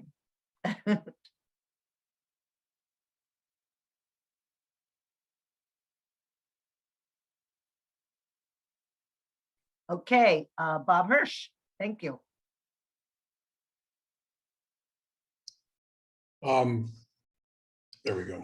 A great discussion about a whole range of water quality issues, and I wanted to try to drill down into one of them. I think all or almost all of our speakers mentioned harmful algal blooms, and in my mind, harmful algal blooms are different than a lot of other of our challenges because it's not as clear that we know how to prevent this problem. We know how to prevent a lead problem in a public drinking water supply. It's really just a question of having the money applied to do the things that need to be done. But for harmful algal blooms, how do we come up with a multi-agency strategy, and what are the tough questions? Or do people feel we already know what we would do to try to prevent them? Okay, so the panelists can answer, or other people on WSTB, or I guess by raising your hands as well. So if you want to respond to that, I know we have a lot of expertise on our panel and on WSTB or some other folks on the call. Well, at a very simple level, it requires nutrient management approaches to eliminate, the excess nutrification of water resources that go forward. And so I think ultimately that's going to be the response that has to be done. In the meantime, we'll have to deal with it as a public health problem and be able to predict when it's going to occur and the extent to which it's going to occur, and make sure that there's public education about what it might mean. And we make sure the steps are taken to minimize the effects that can happen. We certainly want to make sure we don't have contamination of drinking water systems. So the ability to predict and monitor when they're going to occur will be crucial to protecting, that part of our infrastructure going forward. But ultimately, I think it's a nutrient management issue. Well, I certainly agree with that too, as that was one of my areas of study. And Jen Tank, I know you have some opinions on this, and you were trying to raise your hand. Yeah, I'm doing it verbally. Thank you very much. What an interesting panel. I wanted to follow up on this issue of nutrient management and agriculture and freshwater impacts. I wondered if anyone could speak to the issue of, I live in Indiana, I see farmers doing their very best with regard to implementing voluntary conservation practices to limit runoff, but they are fighting a losing battle when it comes to the impact of extreme events, spring storms, rain on frozen ground. It can wipe out like the phosphorus or nitrogen benefits that are implemented by their extensive conservation efforts in just one storm if it happens at the right time. Any thoughts on how to give credit where credit is due, or incorporate the role of a changing climate into what we are thinking about with regard to resilience? I'd love to hear some thoughts. Thanks. Anyone want to talk about that? I'm sorry that Benita had to get off, because I know she would have some thoughts about that. And I also do not see Suzanne. She's there. Suzanne, do you have some thoughts on that? I know Spiro had a thought. Sure, I'll follow up with Spiro. Go ahead. Sure. Go ahead, Spiro. I was just going to mention that one aspect just may be the use of cover crops and their adoption. It's the highest incidence is in Maryland, and it's been used as a means to address Chesapeake Bay water quality. And the Secretary of Agriculture, Secretary Vilsack, has kind of specifically mentioned cover crops seem to be getting heightened attention here. So possibly expanding cover crops elsewhere can be one tool in our toolbox here. Okay, anyone? Oh, Suzanne, do you have? I know you must have something to say. So I mean, we know nutrients is a wicked problem that it's been around a long time, and it's been challenging to try and see incremental improvements. I had mentioned earlier that some of the work ORD is doing is, there are many BMPs out there, and we're trying to evaluate, okay, which ones are actually working.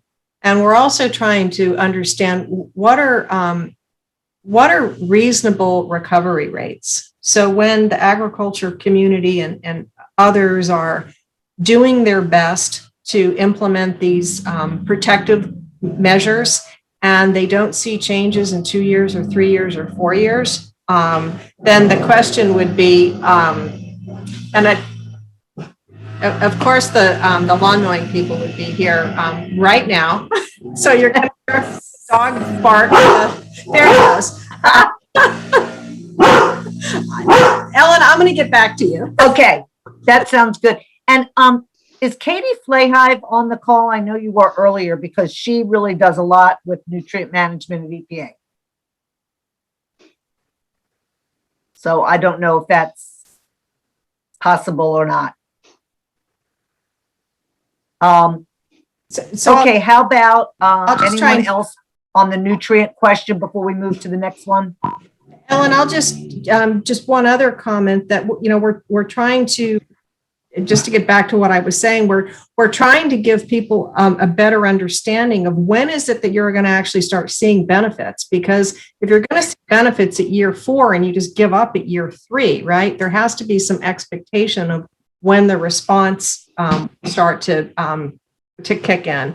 And we also have some innovative approaches that we're partnering with USDA on that we're looking at new solutions. So we just had an enhanced efficiency fertilizer challenge to think about exactly what you mentioned. You know, how can we keep the fertilizer in the ground longer for when you have these extreme events? And enhanced efficiency fertilizers might be part of that solution. We had this competition. I can send you more information about it with USDA. So those are some ways to try and to help. You know, Suzanne, I'm glad you mentioned about, you know, being able to measure the results and the timeframes and all of that.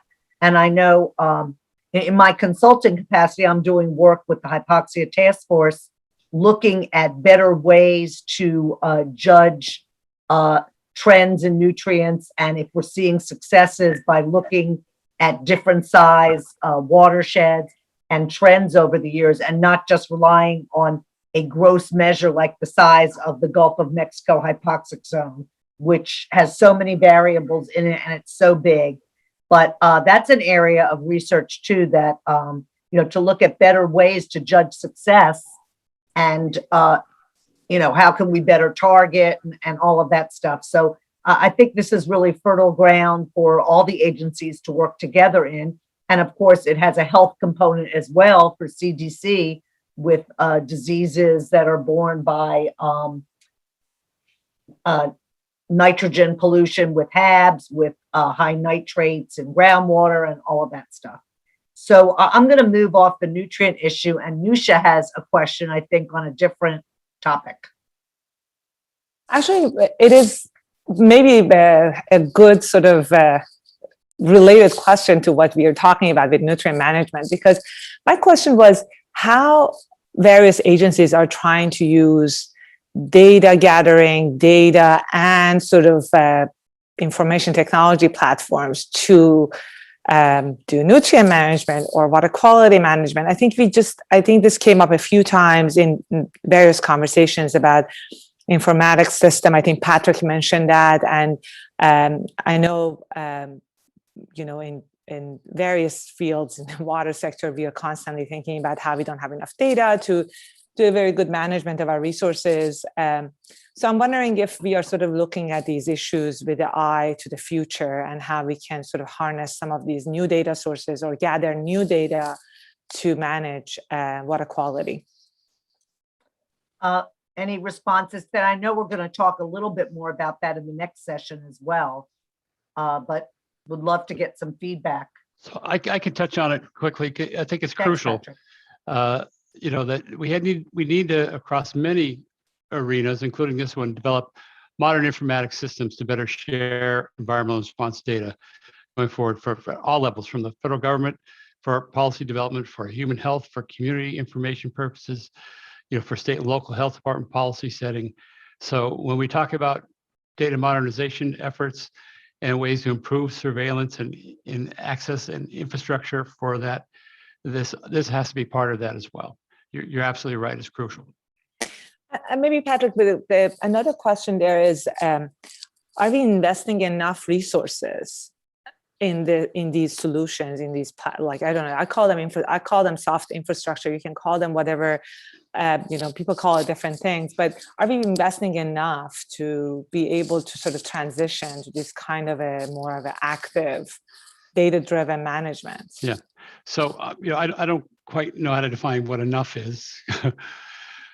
You know, you could always use more, but I think there's been a profound increase in resources for this over the last year or so, and we look forward to continued extra resources for this as we go forward. So there's a widespread recognition that this is a crucial part of public health, and it's been under supported part of public health. And you're absolutely right. We need to go from just kind of a reactive data system to a proactive data system, and that's what we're looking towards at CDC.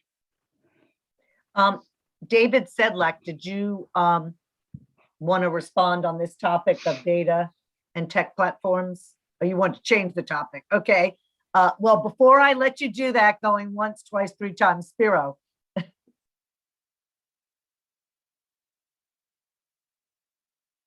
You're on mute, Spiro.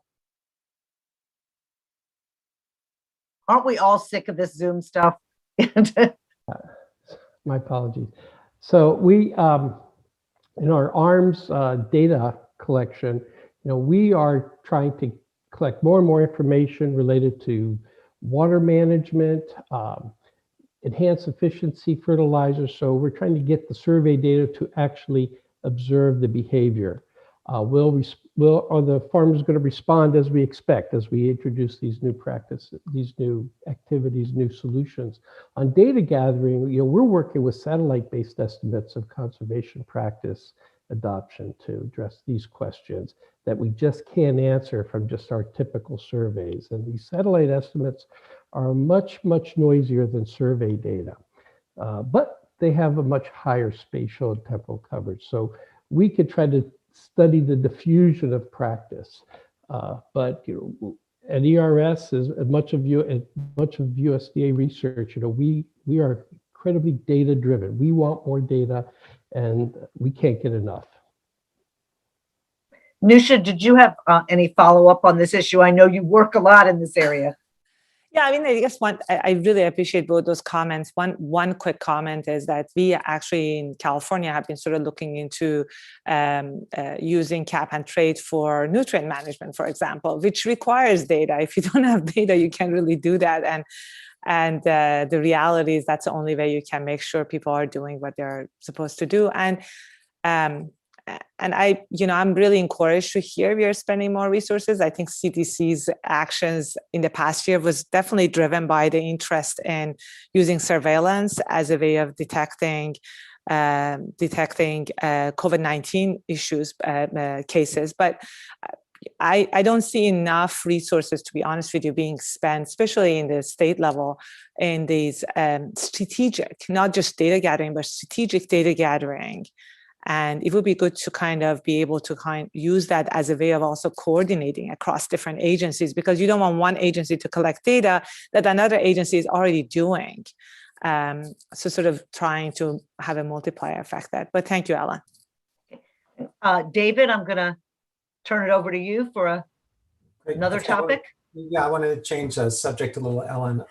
So it would be very tempting to come out of this discussion and see one of the high priorities that ties a lot of people together would be PFAS, because it was talked about by several of the speakers. But I see it a little bit differently in that the research community has been studying PFAS now for almost 2 decades, and it felt like the federal agencies didn't really jump in with both feet until the problem was discovered more widely. And it's not the first time that we've had an emerging contaminant where the academic world has been studying something for quite a while before it catches on at the federal level. And I'm wondering if there are ways in which the Water Science and Technology Board could help increase the rate at which that knowledge comes to the agencies and helps prioritize it. And the example I see now is, for example, in microplastics, where the academics are starting to see that there are some new elements of this that go beyond the way that the federal agencies are seeing the problem, like the issue. There were a few papers published earlier this year on contaminants in tires being really responsible for some of the observations of fish toxicity associated with microplastics, or some of the things we're seeing with precision agriculture, where the seed dressings are sources of things like fipronil and imidacloprid. So I'm kind of curious from the agencies on how you could talk to scientists who are not working for agencies, but are publishing in the peer-reviewed literature, and use that as a way to more rapidly get ahead of these issues instead of being reactive. Great question, David. And I'm going to pass that question to Suzanne. Yeah, that's an excellent question. In the case of PFAS, EPA has been working on that for about 20 years. And it was its non-targeted analysis that really broke open the issue in Cape Fear. But, more generally speaking, we interact with the states in 2 ways, really. We're very involved with IRIS and ECOS. We meet with them regularly. We also have state listening sessions, but that is primarily with state agencies. So where we have the interaction with the academics, as you're asking about, is primarily through our grantee, our grants, our national priority and STAR grants. But that's after EPA has already identified an issue that we need the academics and other research organizations to help us with. So I think that the Water Science Technology Board would be a good resource to be that conduit from what is going on with the states. And of course, the federal agencies, we keep up with the peer review literature. We go to conferences, we're on international workshops with microplastics and tire particles. So it's not that we aren't aware of the, we're very aware of the literature and what the trends are. But in terms of what is keeping states up at night from an academic perspective, I think that would be something that the WSTB could help us with. Thanks, Suzanne. Patrick, I see you have a response. So I would agree with Suzanne that we've been actually involved with this for quite a while. So through the National Center for Environmental Health, we've published data through our Ed Haynes survey on PFAS in blood levels since 1999. We've been investigating, community health concerns around sites with contamination from PFAS for a decade or more going forward. Through our toxicological profile, we've been assessing the literature on PFAS, for over 10 years right now, and we're translating that into our minimal risk levels that we just finalized most recently now. But I think what's happening is the parade of science is indicating that health effects are occurring at lower and lower and lower and lower levels. And as that's proceeded, and one of the big hallmarks of that review was when EPA lowered their long-term health advisory from 200 parts per trillion to 70 parts per trillion. And at that point, the number of people potentially impacted at hazardous levels just ballooned across the country. And that raised the community health concern, that raised the profile at groups like ATSDR, whose job it is to address community health concerns going forward. So when I first started in my job 7 years ago, we had 1 or 2 sites where we were doing public health assessments in it. Now we now have 30 or 40 sites that are doing public health assessments. So we are aggressively addressing it, but the advance of science, which comes from, for the most part, but not exclusively, from the academic environments, is driving that activity on our parts. Thank you, Patrick. I didn't mean to imply it was only one way. I think that the interesting part about this, it seems like we're not always connecting the two directions, and that would be a wonderful outcome if we could find ways to build up the way in which we talk between the different organizations. It's a great topic, David. And I do want to note, I see some other folks from EPA and from USGS and stuff on the who are able to speak if they want to address this issue about how to incorporate science that's not agency led. So I didn't know if Sally, you wanted to say anything since you're at an EPA research facility, or Don Klein at USDA or anything, USGS. If not, that's fine too. Thanks, Ellen. I'll let Suzanne handle it. Thank you. Okay. With that, I'm going to move on. Deb Glickson is representing the public in the chat, so I'll let her ask a few questions or subjects. So we've had some really great comments in the comments that are coming in, many of them about harmful algal blooms, especially in response to the conversation we've had. So we're going to move on from that topic because I think we've covered that one. But I thought maybe 2 of the ones that came up were the idea of microplastics in drinking water and in terrestrial waters, and the idea of the effects of the wildfires, which of course are increasing in intensity and in acreage, on drinking water supply. And so I thought if somebody wanted to catch one of those, we could talk about that and maybe move on to the other. So yeah, please. And this is, anyone who's on the chat here can participate, our panelists, but also our WSTB and some of the others that are on it. Please chime in. Microplastics is certainly an area that's becoming of more and more importance. It has a public awareness to it, but we don't know so much about it. Ellen, I'll take a shot at Great. with microplastics in drinking water, the first step is to have a standardized, reproducible, reliable method to be able to detect and characterize microplastics in drinking water, and that has been the brick wall. There's a lot of literature. It's really trying to compare apples to oranges right now. So the state of California passed legislation that required a standardized method this year in 2021, and that work is being led by the Southern California Coastal Water Resources Program. You probably all know it as SQUIRP. And they are working intensely on developing this standardized drinking water method.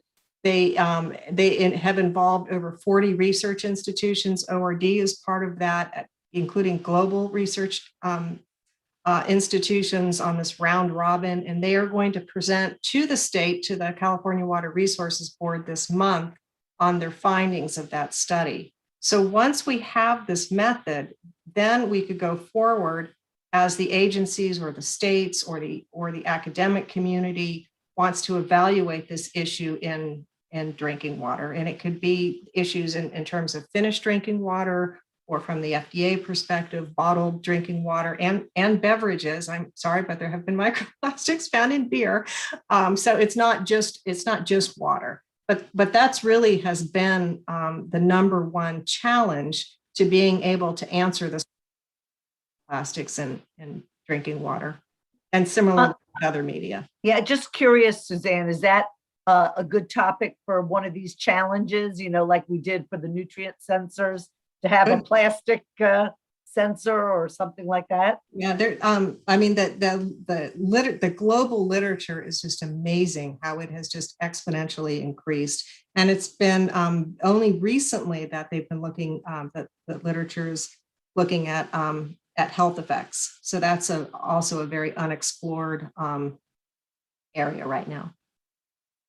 Any others want to chime in? Patrick? Yeah, I think this is a good example of the challenge we have, is that we have a mandate to address these legacy issues that we all have in front of us, but we also have to be constantly surveilling for emerging problems. With the resources, and you have to make sure that you do justice to the things that you've been working on for years that still need attention.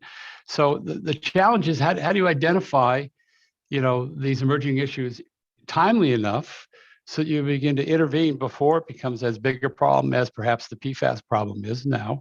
And so I think that's a challenge that we as leaders in these agencies, we have to figure out how to do that going forward. Now, you're absolutely right, Suzanne, that we don't have good methods for measuring things, and if you can't measure it, you can't define the problem. You can't even begin to do the health studies. You can't even begin to do the toxicology well. But there's enough concern here about these things, and recognize that it's just not plastic particles by themselves. It's plastic particles with whatever might be attached to them as they move through the environment. So this could be a really complex problem. You have the core, and you have all the other things that could be attached to it, that could vary greatly depending on where they move through the environment. So we need to be thinking about this, but we also need to figure out a way to have more general surveillance for the emerging problems, so we get ahead of them more quickly than we have done in the past in some of these issues. Okay. Anything else on the microplastics before I move to wildfires, which is also a great topic? But yeah, we have a lot of work to do on the plastics. Okay. David Wegner and then Nusha both had wildfire comments. Thank you. Thank you.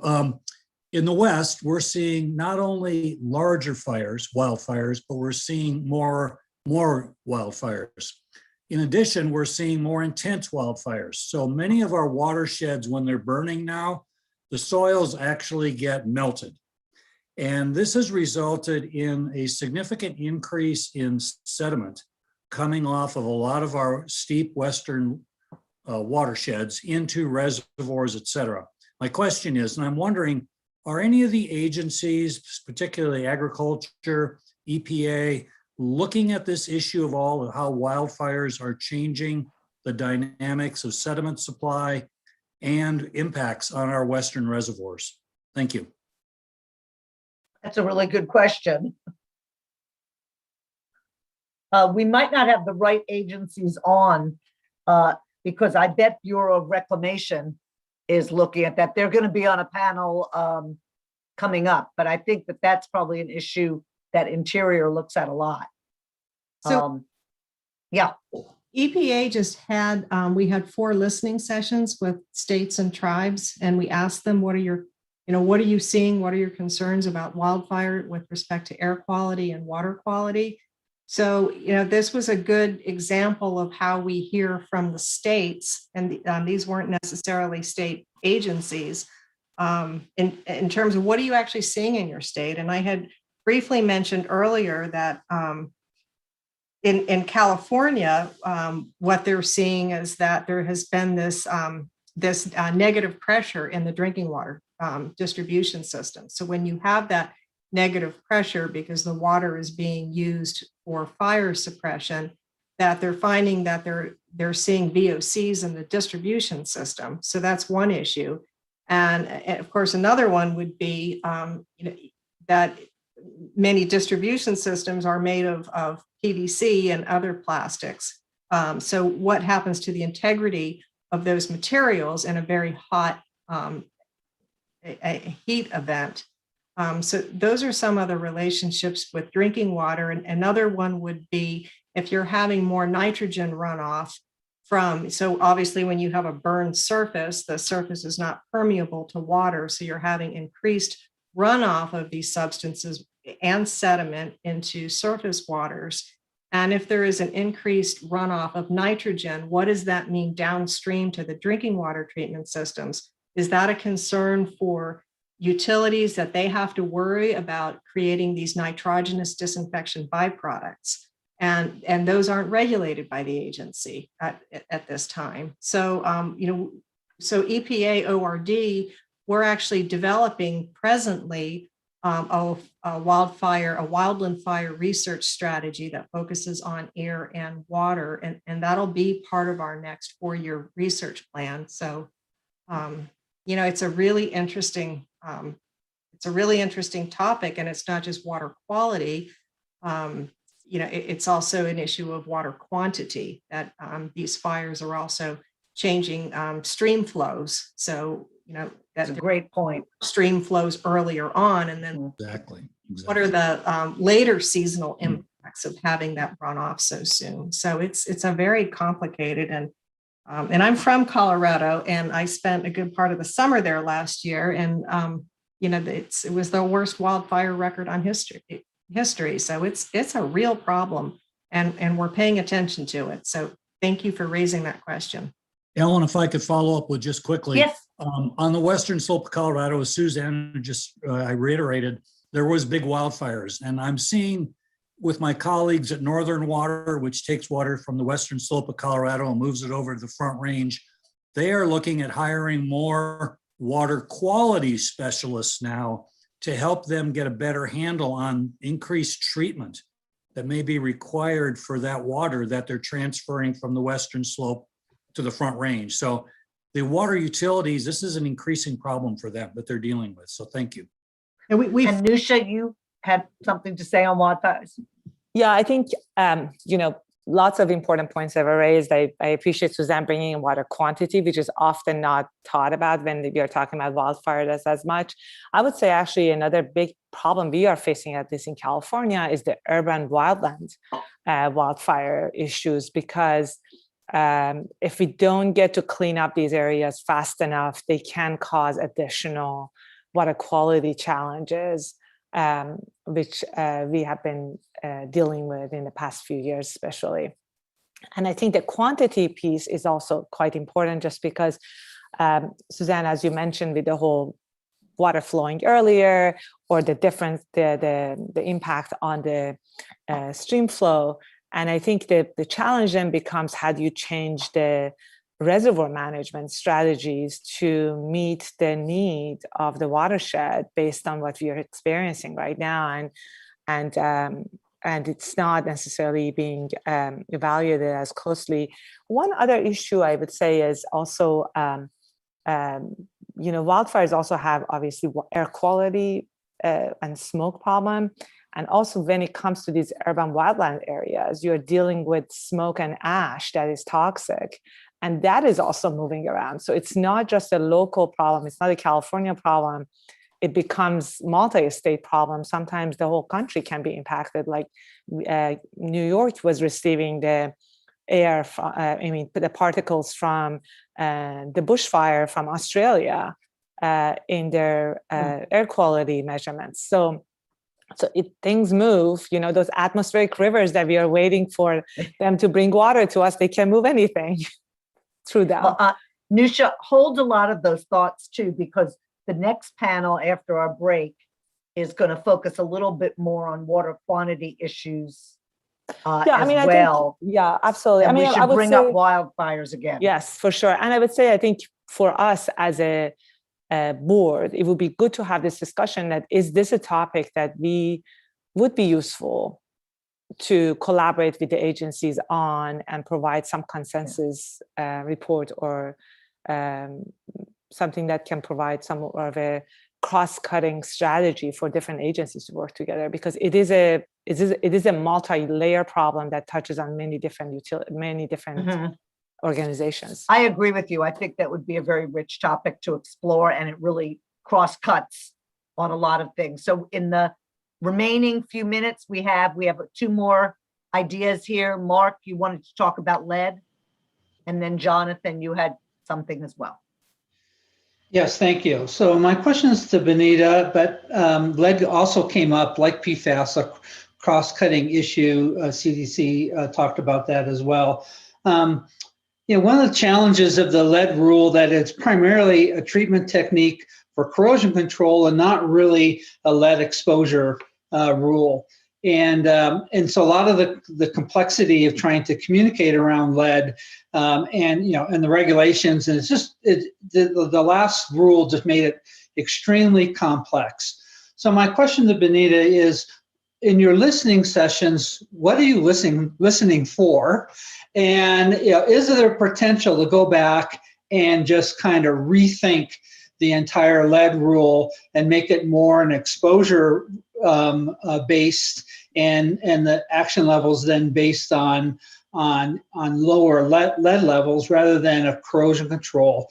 Is that really? So Mark, unfortunately, Benita had to sign off. I don't know. Anyone? Does Suzanne want to field that? I know. I was going to ask Suzanne. I didn't mean to cut you off. Or maybe Patrick's thinking about about the lead exposure for CDC. I think that's a great question, Suzanne, and then Patrick, if you could answer that or address it. So because this is a policy issue, it'd be more appropriate for Benita to reply. But Ellen, you and I follow up, I could get a reply for you from. Yeah, let's do that, because I think exactly. I agree with you, Suzanne. Patrick, did you want to mention anything on it? Because it's a great question. Yeah. So we would not get involved with the EPA's rulemaking at CDC. We'd follow it closely, and obviously we're interested in how they manage that. But our philosophy is that there's no known safe level for lead exposure, and so the best answer is to, as we see through the President's initiative, is to eliminate the major source of lead in drinking water, which is the lead service lines and the fixtures within the homes going forward. So ultimately, that is the solution to the problem: is to eliminate that in the first place. But in the meantime, corrosion control is crucial to protect the communities that do have these lead fixtures and lead service lines. And there's many examples we've seen across the country where, for lots of reasons, small changes in water chemistry can affect, the release of lead from the service lines going forward. It probably happens more frequently than we know about, and so it's something we have to be ever vigilant to kind of look out for, as long as those service lines and lead fixtures are still in place. And you made a good point, because even if you replace the lead service lines, which is no small task, you still have to think about the premise plumbing. So, it's a complicated situation. Replacing the lead service lines it isn't going to completely solve the exposure issue if you had lead fixtures in the premise plumbing. So we are at our time, and Jonathan, I see your question, but if it's okay with you, I honestly think the question about salinity and saltwater intrusion and upwellings is better for the next panel. Because unless any of these panelists agree, feel like they want to address it. But I think on the next panel, we have people who actually deal with these issues. May I defer your question? Absolutely, no problem. Okay, so I don't know who the heck I'm supposed to turn this back over to take us to break. Deb? I guess it's me. So we are actually at time for this first panel. I wanted to thank all of our panelists and all of our board members for asking such interesting questions, as well as all of our audience members who brought in really great comments. We're going to take a half an hour break, and we will be back at 45 minutes past whatever hour of whatever time zone you're in. So that's 2:45 Eastern time. And we'll be moving on to hear from Department of the Interior, Bureau of Reclamation, the U.S. Geological Survey, Department of Energy, and the Army Corps of Engineers. So please come back in a half an hour.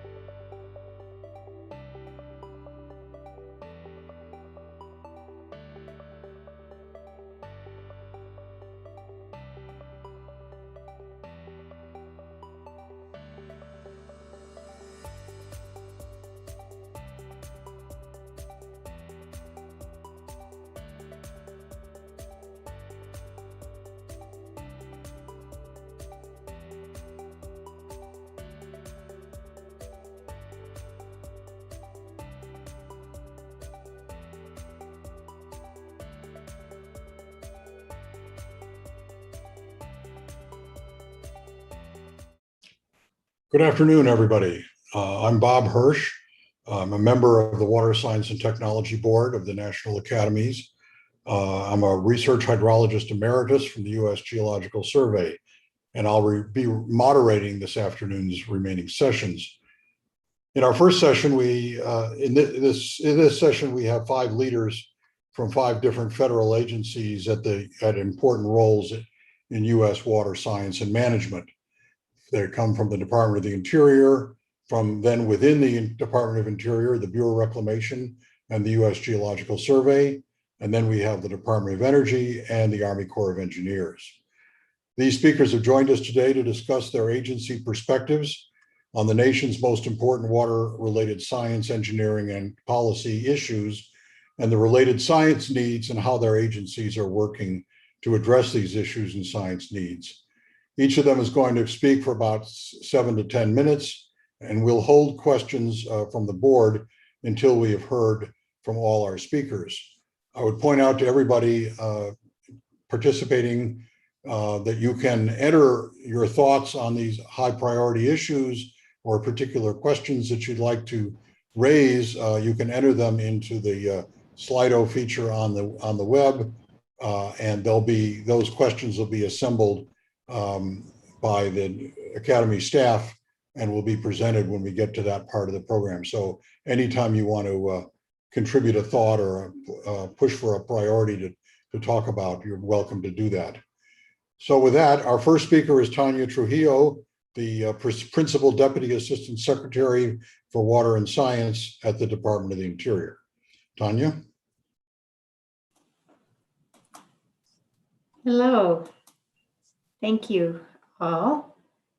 I am very happy to be here. This is my first presentation, I believe, to the National Academies of Science panel, and I'm excited to make these remarks. I wanted to give a little bit of background about myself, and then I am very pleased to be here today with representatives from Reclamation and USGS. So we're presenting a package of remarks for you all today.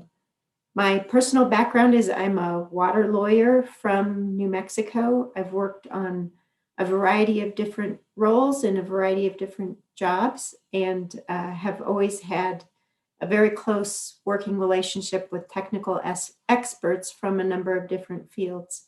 And I have a strong respect for the role of science and the ability to utilize science to help guide our decisions. I personally have been very pleased to be nominated by President Biden to be the Assistant Secretary for Water and Science at Interior. I'm again going to be working very closely with a great team of experts at Bureau of Reclamation and USGS, and look forward to hearing from Dave Raff and Don Klein as part of this presentation today. I want to really emphasize the coordination that we have had so far. I've been at Interior since January 20th. So far, we've really made an effort to try to coordinate within our different bureaus on the science work that we have going on, and particularly on water issues and some of the challenging topics. So it's great to be able to continue that through these types of presentations, working with you folks.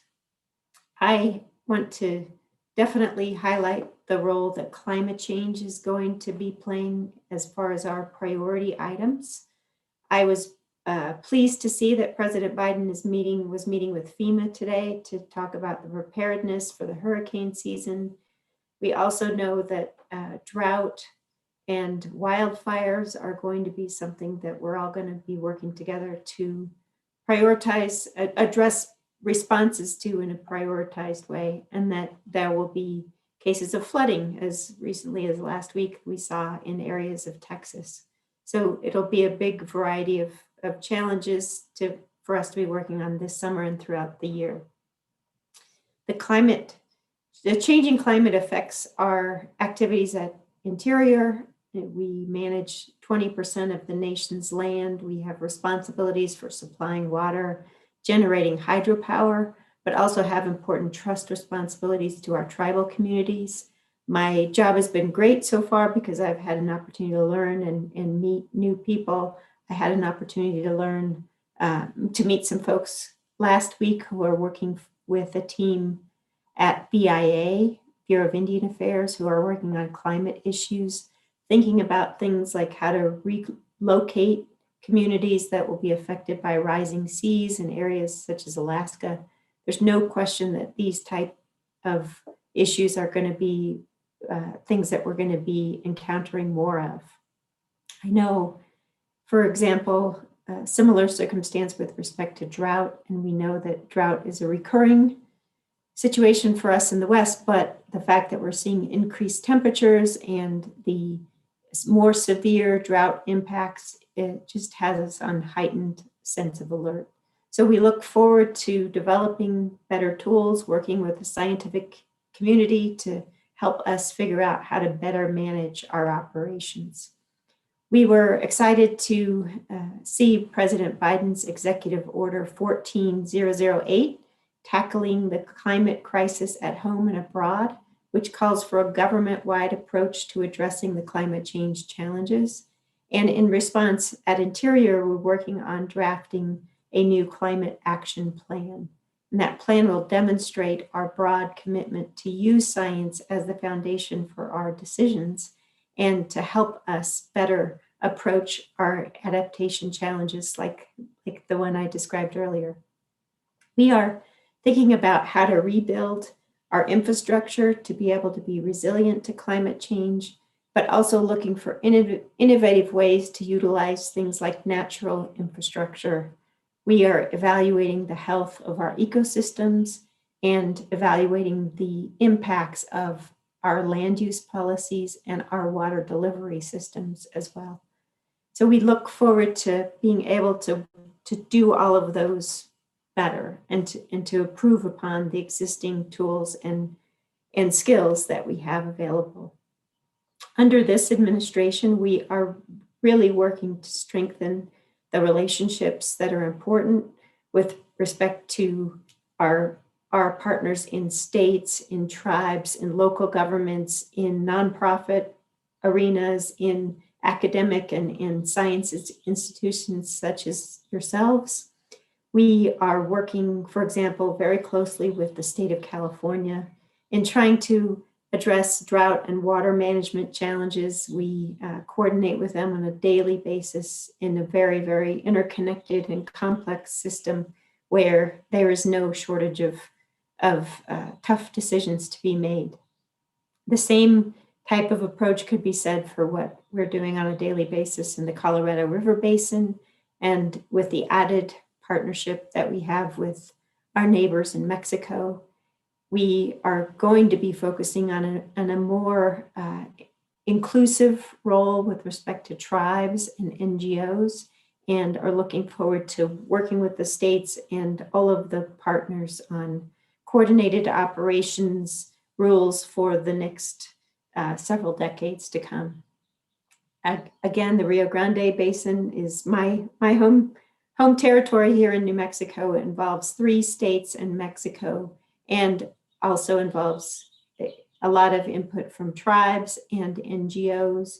We have endangered species challenges. We have drought impacts. We have a lot of things that cause us to stay up at night to worry about, but also a lot of people working on innovative agreements, a lot of planning going on to be able to help us be able to conjunctively manage the stretched resources. I would be remiss not to acknowledge what gets a lot of news coverage these days, which is the continuing challenges in the Klamath Basin. There, again, we have these same types of challenges, not enough water to meet the diametrically opposed requests for water. We see that coming from tribes, from species, and that's even before you think about the irrigation district water demands. So we are really trying to focus on a dialogue about how to address the ongoing challenges. We want to be working with the science communities, but also want to be working with partners in Congress. I know there's a hearing, I think there's an appropriations hearing going on right now for some of our reclamation funding. There's also a hearing tomorrow in the House Waters, Oceans, and Wildlife Committee that will bring a focus to some of the challenges that we are facing. But hopefully we'll also focus on some of the potential solutions, because we need to keep remembering that we do have agreements and concepts that we can build upon to be addressing drought. Those can include funding for drought relief. They can include funding for additional infrastructure. But of course, they can also include funding for more support for better science. And one of the areas that I wanted to focus on, and I know we'll hear more from Don and Dave, is the area of forecasting and improving our abilities to forecast with respect to runoff conditions. The changing climate makes that forecast, our traditional tools need to be improved upon. And we can do things like develop early warning capability for forecasting to be able to see greater precision than what we have. But this is also something that we are working very closely with partners at NOAA, NASA, and other places. We at Interior are going to be working to improve programs such as Reclamation's Water Smart programs and water recycling programs such as our Title 16 grant programs, to be able to leverage federal funding with partners, non-federal partners, and work on programs that can stretch the supplies of existing water. I know Don is going to focus on some of USGS's developments in the context of the next generation water observing system. And I'm looking forward to hearing his remarks on that in that program, with respect to that program. It's, again, really a pleasure to be working with such impressive experts, and I learn a lot every day. One area I wanted to highlight that I've been able to work personally on is with respect to the Urban Waters Federal Partnership Program. It is something that we coordinate with EPA on very closely, and it is been something that's really, I think, has a lot of exciting potential for us to prioritize. We have 20 urban waters locations. We have just launched the 20th location in 2020, which was in partnership with Arizona State University in the Phoenix metro area. We are seeing that has a lot of potential, I think, to help influence and incorporate the views that we have with partners, particularly in some of the underprivileged communities that we want to make sure that we are paying attention to. We need to wrap very quickly here. Yep, I'm just closing right now. Okay, and good. just will reiterate that the drought, again, is probably the highest level of focus that we've had. We've seen attention from our White House National Climate Task Force, which prioritized the creation of an interagency working group to be led by Department of the Interior, and our counterparts at the Department of Agriculture will be working to strengthen the National Drought Resilience Partnership, but also, again, looking for the short-term emergency relief opportunities like we've been able to deploy in the Klamath Basin. And then last but not least, I'm really looking forward to trying to strengthen and continue the efforts of the Water Subcabinet, which includes many federal agencies and is a great example of how we can work across agencies to be efficient with respect to our water missions. And then last but not least, what my highest priority, I think, will be to try to focus on ensuring that we have the next generation of young scientists available to help in these water fields. I was encouraged to see the Washington Post article this morning about the Kid of the Year and her work that really leads me to just be convinced that this is an area that we must see and must prioritize. I appreciate the work that the partnering that we've done with the National Academies on that subject. And I know Don and Dave are equally committed and going to be spending time on that as well. So thank you. Sorry if I went a little over. Happy to be part of this discussion. Great. Thank you, Tanya. Moving along, we're going to turn next to Dave Raff, the Chief Engineer of the U.S. Bureau of Reclamation. Dave?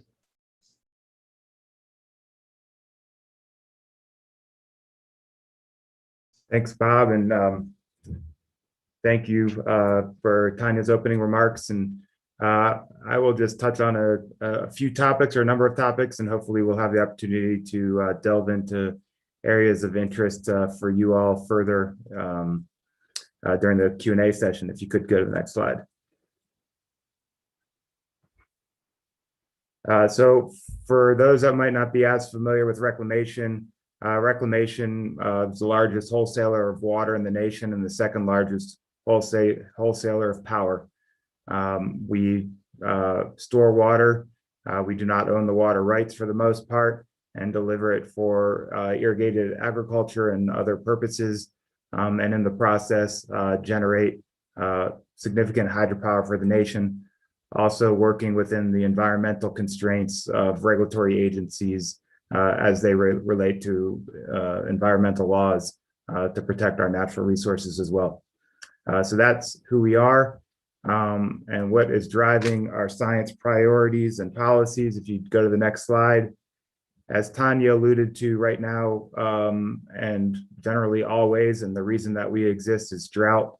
This is the drought map from the National Drought Monitor, released May 20th. As you can see, the Western United States is gripped in pretty catastrophic drought conditions for almost the entire half of the country. Coupling that with, I don't know if expectations is the right word, but current projections of potential climate change impacts on the Western United States, significant increases in temperature, significant changes in precipitation patterns, timing, rates, volumes. All of these things are what is driving our priorities in terms of what we're trying to manage through. If you could go to the next slide. As Tanya mentioned, just to put a real world stamp on this, in the Klamath Basin at the border of California and Oregon, last week, the Bureau of Reclamation announced, working with all the folks out there, that due to the conditions, water would not be delivered through the A Canal, which is the main canal that services many irrigation districts out of Upper Klamath Lake. This is the first time in a 107-year-old project that no water is being delivered through that canal because of the conditions in the area. So this is a significant challenge.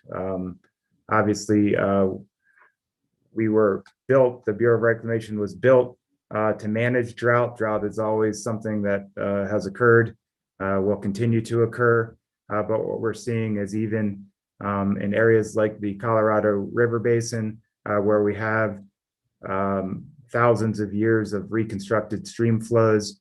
And as we were planning just even 10, 15 years ago, new operations plans, we thought that mega droughts from thousands of years ago would be good representations. What we're realizing now is even those conditions in terms of drought can be exceeded. And we need to be able to have new ways of developing information and using information as we look to the future. Next slide, please. Another issue is aging infrastructure. This is Pathfinder Dam in Wyoming. This is a dam that was built in 1903. It happens to be one that is doing just fine. It is Cyclopean masonry. It's my favorite dam in all of Reclamation's dams. It was built during an era when it cost more to transport the mortar to get to the dam site than it did to actually buy the mortar. Therefore, there is very little mortar used in the construction of what is a phenomenally engineering structure. But most of our facilities, or a lot of our facilities, are also getting to be near 50 to 100 years old. Operation and maintenance, new ways of identifying flaws and new ways and innovative ways of repairing things and planning for the future as needed. Next slide, please. So as Tanya touched on and other things, we're all in on trying to coordinate to identify solutions, to identify options from an administration approach. Tanya mentioned Executive Order 1408, tackling the climate crisis of home and abroad. The Department of the Interior internally has developed a climate change task force as identified under Secretarial Order 3399. We also continue to work with all of the agencies that touch on water in the federal government through the Water Subcabinet. As part of 1408 and other activities, the Department of Interior is developing a climate action plan that identifies how reclamation, along with all of the other bureaus in the department, will identify these vulnerabilities and figure out ways to address them. The last thing I'll say is also that in terms of drought, we continue to work with the other federal agencies on ways of integrating and coordinating on how we will address drought now and in the future. Next slide, please. One of the major programs in which we develop and deploy science is our Water Smart program. Water Smart is a proactive approach through a number of congressionally authorized programs. I'll touch on a couple here. Happy to talk more about them in the future. We have applied science grants where we fund direct money to both internal to reclamation as well as with our customers and stakeholders, whether that be irrigation districts or others that have water and power delivery authority, primarily to take ripe science and implement it on the ground, both for ourselves and for themselves and for the community. We also have a basin study program that is a collaborative planning effort to work with entities that have water and power delivery authority to develop plans to identify imbalances between water supplies and water uses, to identify how those imbalances may increase or decrease in the future, and to develop actionable strategies to adapt to those challenges in meaningful ways. We also have the Title 16 program, water reuse, where primarily historically, we have developed water reuse projects that weren't necessarily direct potable reuse, but more increasingly lately, we have seen direct potable reuse projects coming to fruition, as well as non-direct potable reuse projects increasing, creating new supplies, new uses for water. Within our drought response program, we have two primary arms within that. One is to be able to develop plans for communities to address drought. And then in cases like this year where there is catastrophic drought, there is emergency funding made available through that program to deploy actions, on the ground actions that would hopefully lessen the impacts from those droughts. Next slide. Again, overall, the focus of the Water Smarts program is to address the population changes, drought, and needs through working directly with the water management community, the on-the-ground water management community here in the Western United States. Next slide. Also at Reclamation, relatively speaking, is a relatively small but very impactful science and technology program. In our estimates, we leverage appropriations with a return on investment that's anywhere from 3 to 6 to 1. Dollars spent within this program result in quite dramatic improvements in how reclamation does its business to the benefit of the United States. It's focused on increasing water deliveries. It's focused on hydropower generation. We see hydropower as being a clean resource, one in which works well in the new framework of energy production throughout the United States, but primarily and particularly in the Western United States.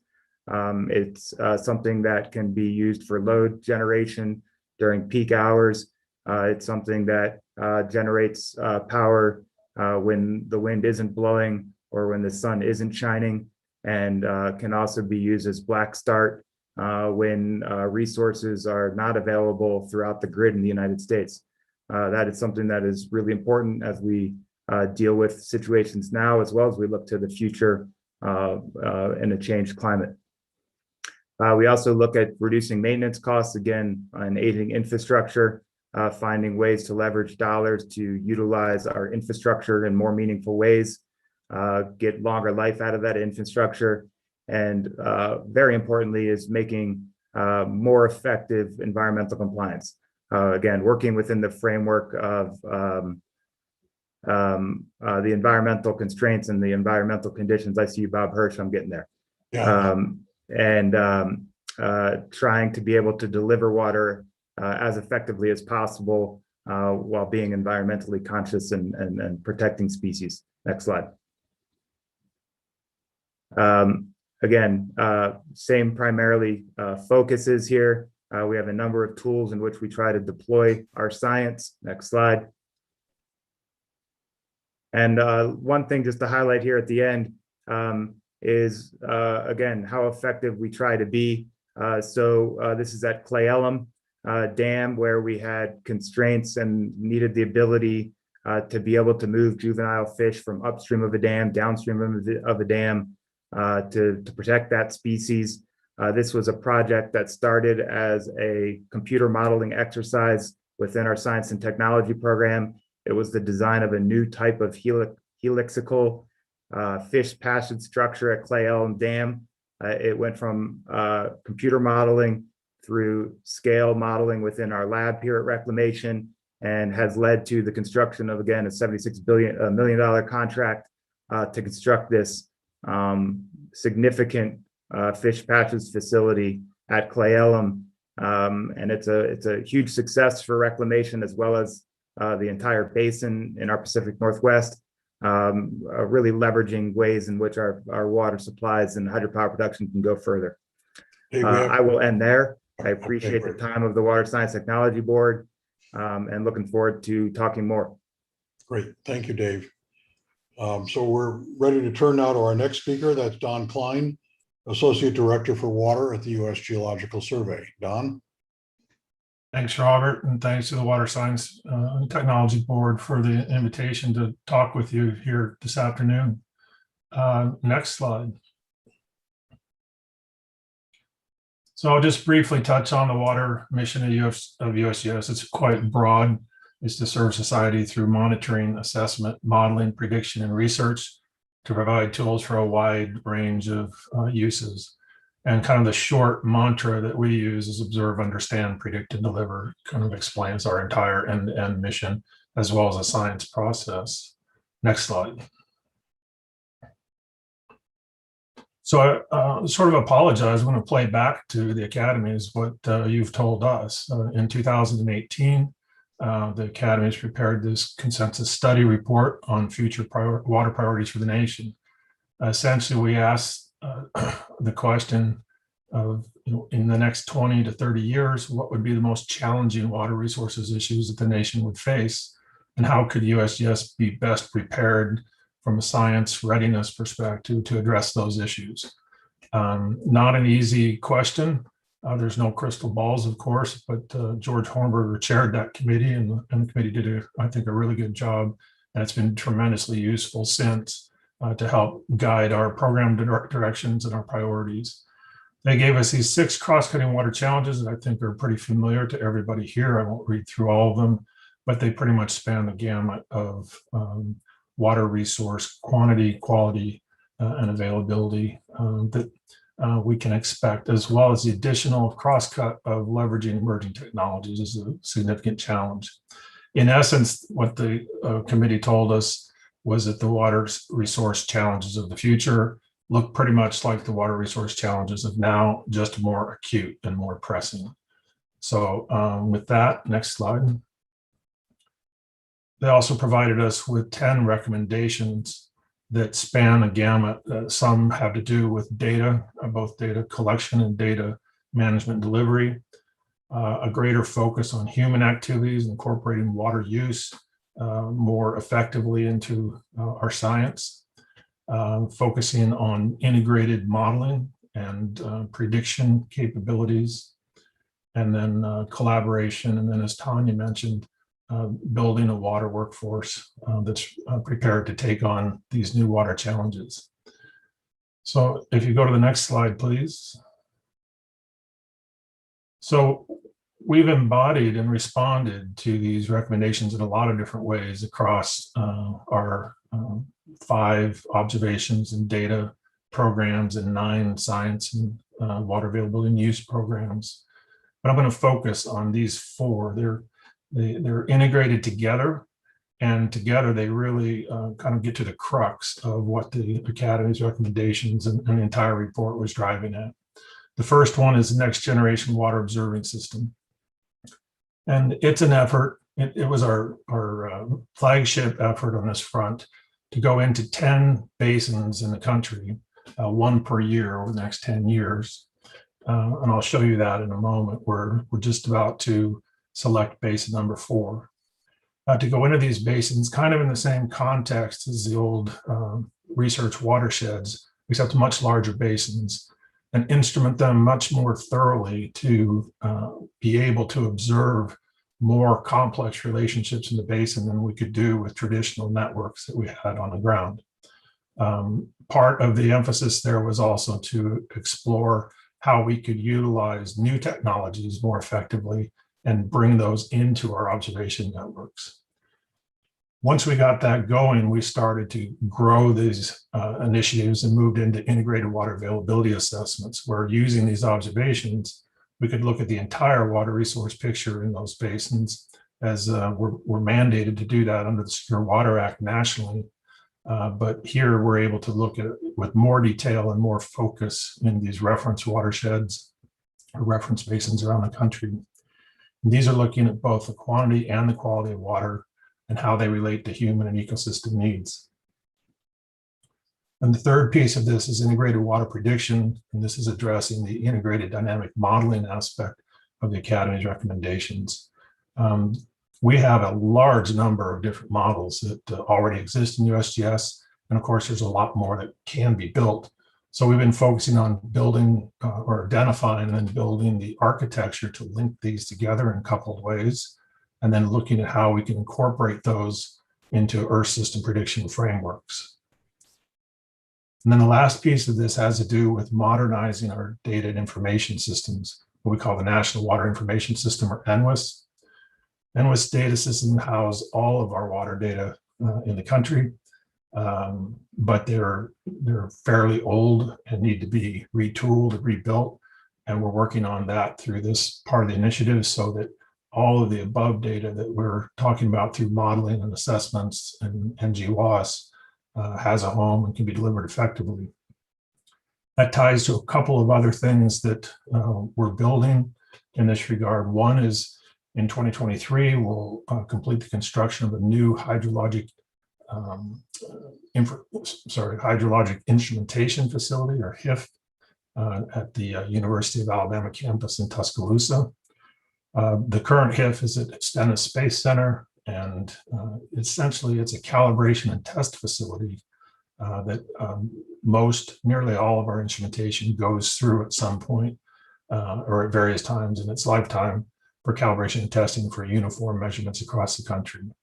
The HIF 2.0 will have an additional capacity for research as well as instrument innovation. We're going to be focusing part of our programmatic efforts on trying to partner with the private sector and academia to accelerate instrument innovation to help lower the cost of some of the sensors that we would like to be deploying in the field. Also, part of this NWIS modernization as an interface to see all this data is a new tool called the National Water Dashboard. If you go to the next slide, please. So this is just showing you where the first 3 of these integrated water resources basins that we're deploying these 4 initiatives at. The first one was in the Delaware, second one was in the Upper Colorado, the third one is in Illinois, and the 4th one will be selected this year in the Pacific Northwest. Each of these basins has a suite of science priorities associated with it.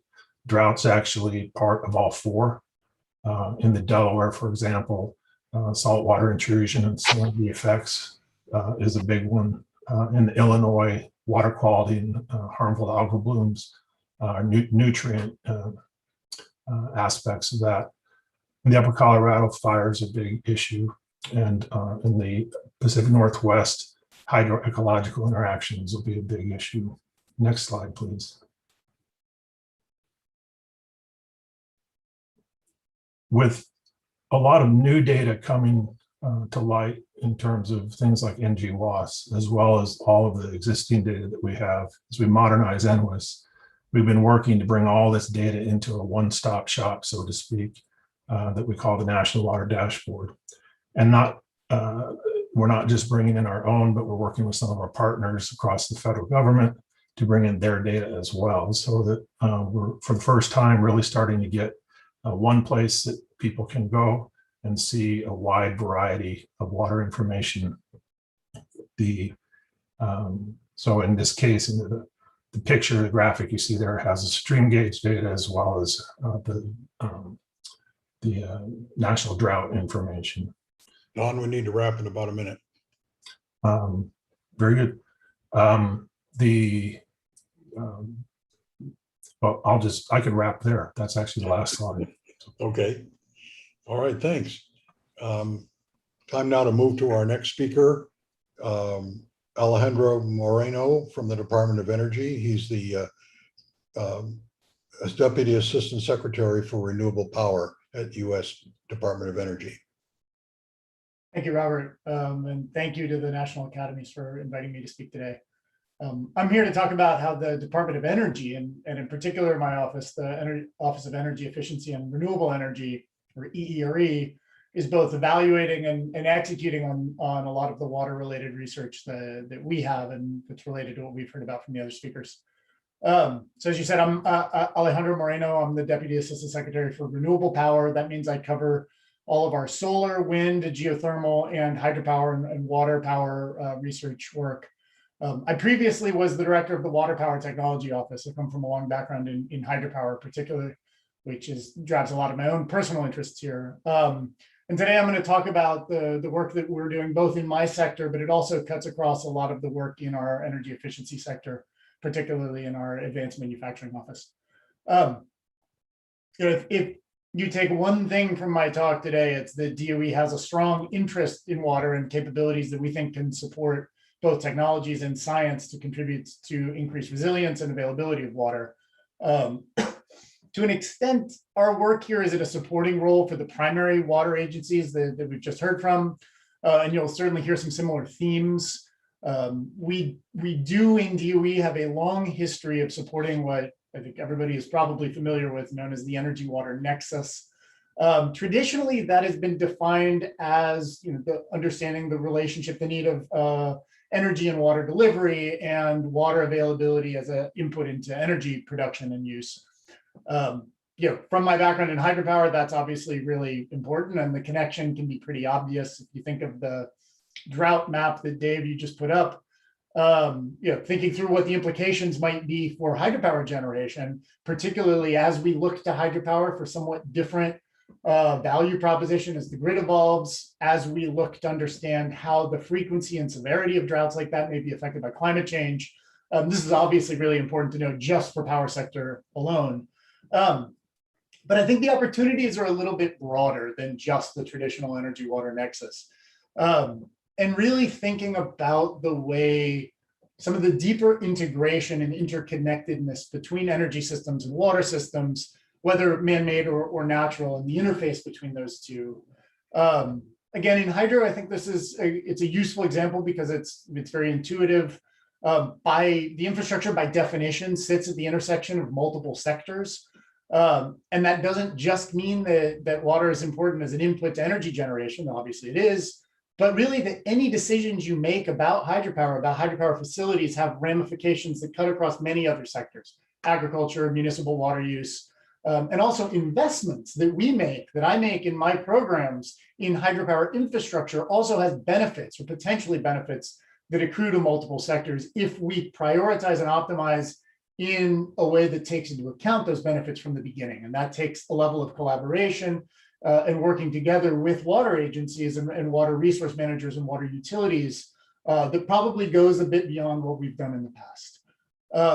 Also, other really clear efforts, areas of complementarity are the improvement of data and modeling to understand the timing and availability of water, and particularly how that's going to change.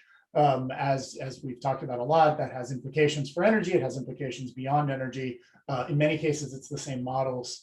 And then also from a community perspective, really understanding how to manage watersheds, manage basins in a way that does optimize across many different uses, but ultimately a lot of the same beneficiaries at the end of the day. It's the same person turning on their light, turning on their water, eating food. And so recognizing that there are opportunities to do that in a way that, again, co-optimizes across multiple sectors. Easier said than done, certainly we recognize. And then from an infrastructure perspective, just we recognize in DOE that you know, as I said, there are infrastructure needs in the power sector and in the water sector that are pretty substantial. Hydropower, of all the power generation facilities in the US, is the oldest average age. I grew up next to a hydro facility that's still operating, and it started in 1914. And again, recognizing we do have an opportunity to invest in new infrastructure, new technologies that provides benefits in many different sectors. And ultimately, you know, not to sound melodramatic or anything, but really energy and water together they're the two foundations of life, right? And easy to say that, but what it really means is when we're making decisions about the use of water, well, I don't need to say this to anyone here, but we're really making decisions about the relative importance of food, drinking water, heat, light, sanitation, physical safety. These are things that really, really matter, and they matter even more in the context as we become more and more aware of inequities in our infrastructure systems and how they've been designed, how they've been managed, some of the environmental justice considerations of operating systems in ways that we have in the past, and really thinking through how the decisions we make impact, you know, the nation as a whole, but how they accrue to different communities in different ways. And that's something we're just, I think, like many agencies right now, we're starting to really understand what data we need, what infrastructure we need to really even understand those implications. So, you know, I'll say we in DOE, we're poised right now to make pretty significant investments in water infrastructure. You know, whether it is through unlocking data, again, things you've heard about today, developing new sensors, new capability to measure, creating repositories like the water dashboard that we've talked about, are contributing to those, improving models to help predict the implications of climate change on water availability and timing, a lot of stakeholder work, and then a lot of the infrastructure and technology hardware work that we traditionally support. Some specific elements that people may or may not be aware of, specific projects. One of the biggest that we have right now is the National Alliance for Water Innovation. It's a big hub that was focused on water treatment and desalination, run out of our advanced manufacturing office. It's $100 million over 5 years with 19 founding university partners and 10 industry partners. Coincidentally, they just released a $6.5 million RFP about 15 minutes ago. I think, Dave, it was while you were talking. So if anybody wants to know more about that, they're in the press right now. And they really focus, they have a research agenda focused on power, on resource extraction, on industry, on municipal water use, and on agricultural water use. So they have a pretty big mandate. Similarly, in our water office, we have an increasing program focused on irrigation modernization, looking at the role of hydropower as part of a broader irrigation system that allows both from an infrastructure and an operation perspective, uses water more efficiently and ultimately puts more water back in the rivers for use, whether for energy, for flexibility in grid services, or for any other non-energy use. We have worked, Dave talked a bit about some of the fish passage and fish protection work that they're demonstrating and have obviously are a key part of Reclamation's mandate. And certainly we've worked in the past closely with Reclamation on developing new technologies through funding opportunities and prizes that can better protect fish in reclamation canals and allow more water availability.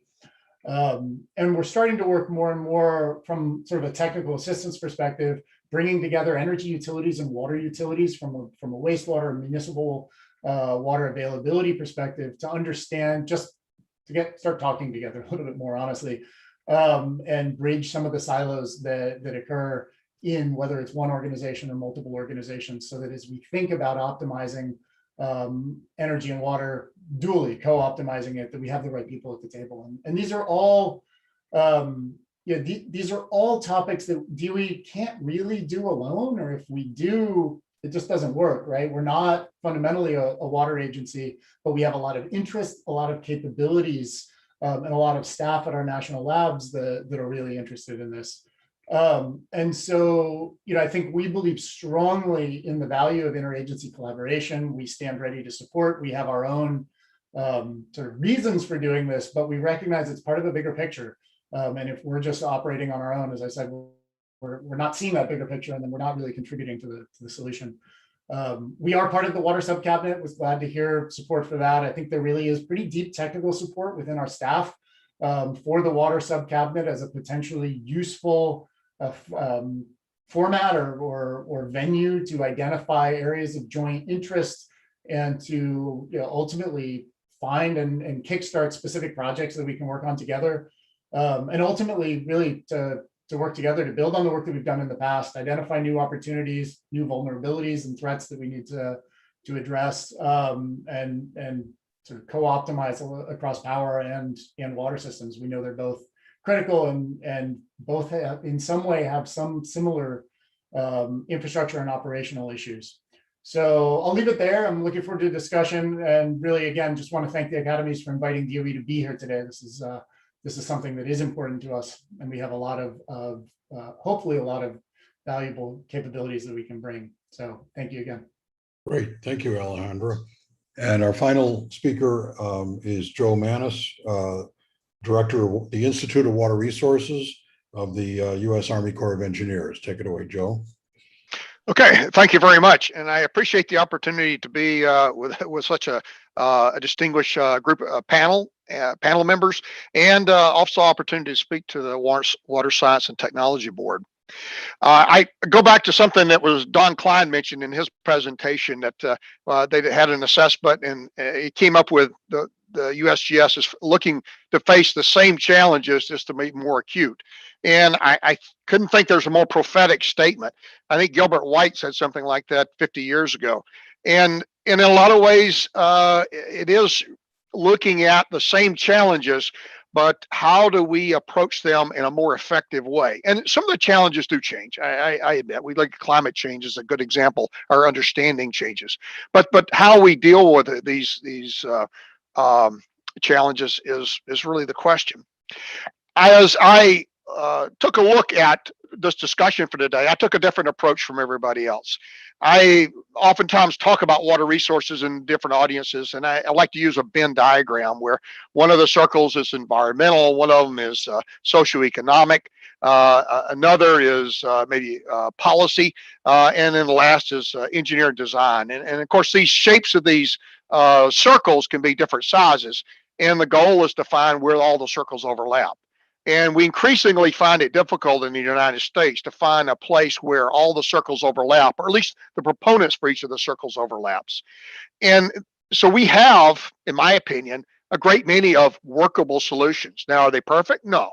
If I gave them grades to A to F, I'd say most of our solutions are in the B to C range, but I know that nobody on today's call would settle for a B answer. But we are looking for something that works. And I think that's part of the challenge. So as I looked at my discussion for today, I was looking at the things the Corps of Engineers, and I think the water community at large, are looking at that are impediments to us being able to use the tools we have to their fullest capability. Doesn't mean we shouldn't stop developing the tools, but this is one way of looking at how to move those forward. So next slide. Okay. First off, my slides are not nearly as colorful as everybody else's, but I think they get the point across. The idea of data collection management and in a cyber secure environment. Certainly the Colonial pipeline was eye-opening for some folks. I mean, we get we have intruders attacking our system every day. Occasionally they'll make some ground, but we have a pretty aggressive cyber security systems within the Department of Defense. They're certainly not perfect. And our employees chafe under them, quite frankly, because they're very restrictive. And many of the things that people expect to be able to do normally just are not allowed. But the bigger question is, how do we make the data more accessible, more cross filtering? Data has been collected for a long time, since the internet was created and before. But the how do you make that information usable in a way that allows us to cross-reference it?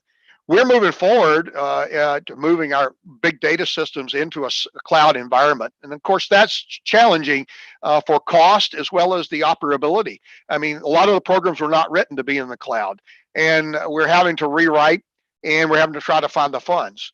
The other thing that we're becoming aware of is cyber requirements are new requirements. You can't just absorb them. And that's one of the challenges we have with the people that fund what we do, is to say we now have a new requirement. We just can't absorb it within our existing personnel and funding requirements. So we are moving forward and trying to make, whether it's navigation or flood risk data or hydropower data, so that we can do a better analysis of it in a way that creates a platform. We have something that's really a framework to move data into the cloud and allows different data systems that already exist to continue. But over time, those will become more alike.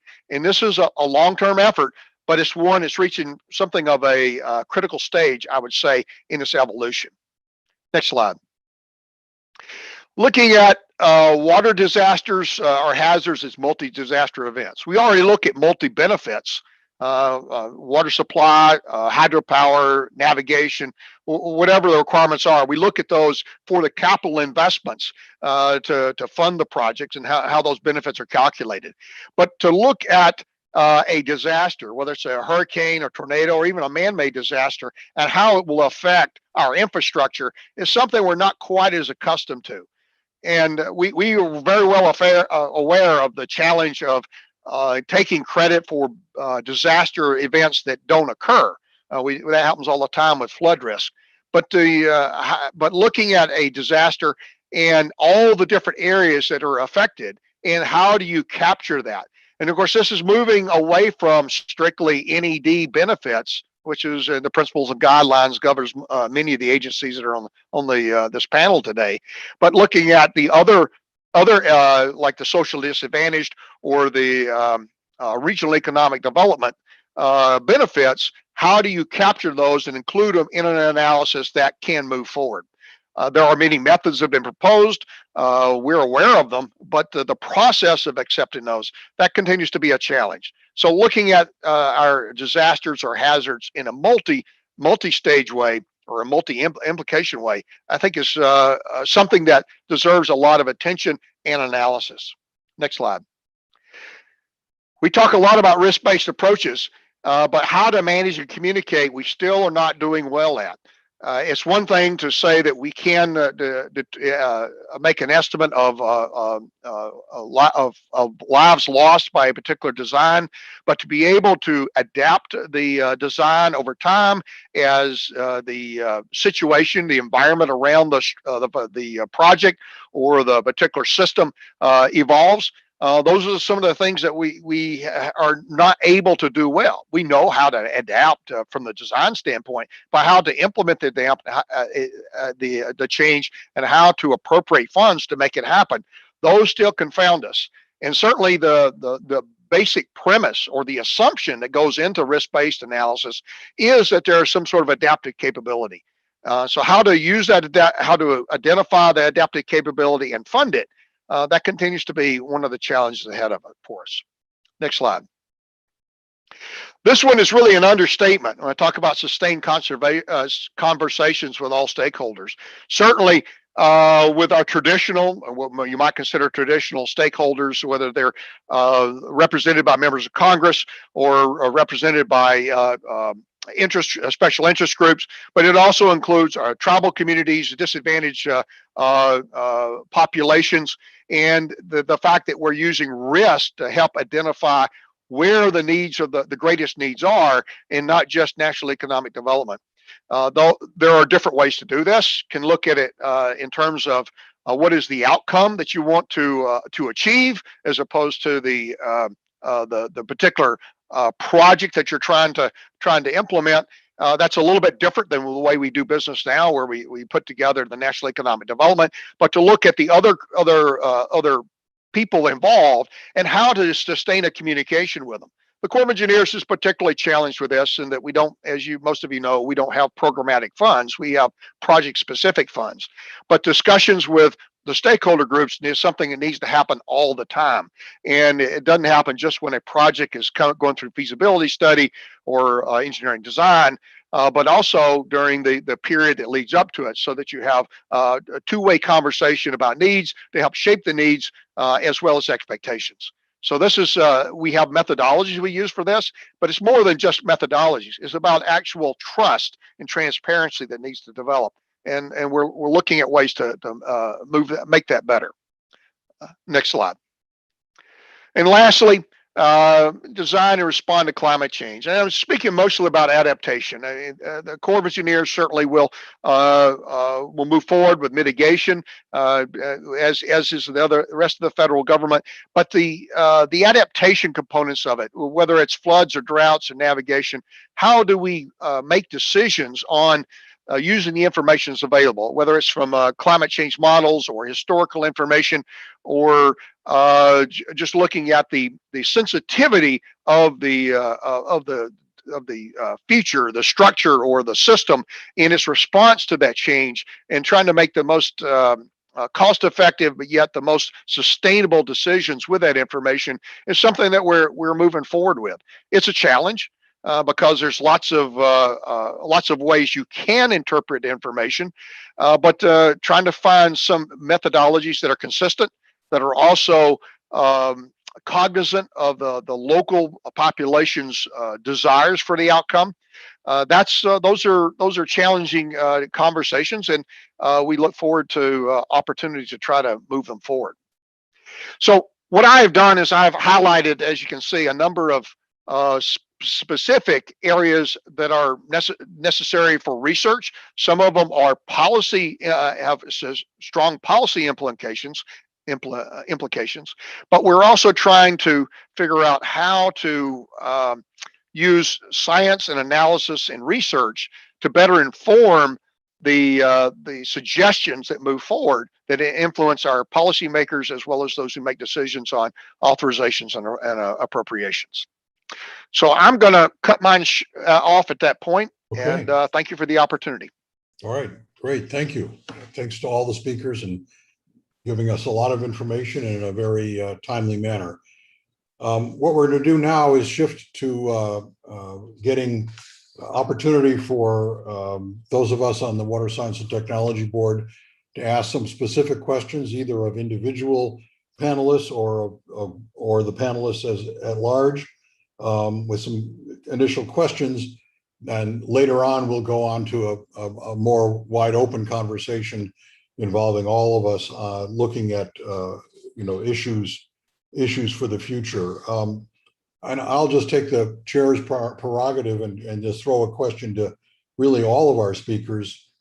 I'll start with a sort of a statement, which is the design and operation of water resource systems is always a trade-off between risks of too much water and risks of too little water. And you can be thinking of those risks either at the time frame of hours, days, weeks, but also at time frames of years and decades.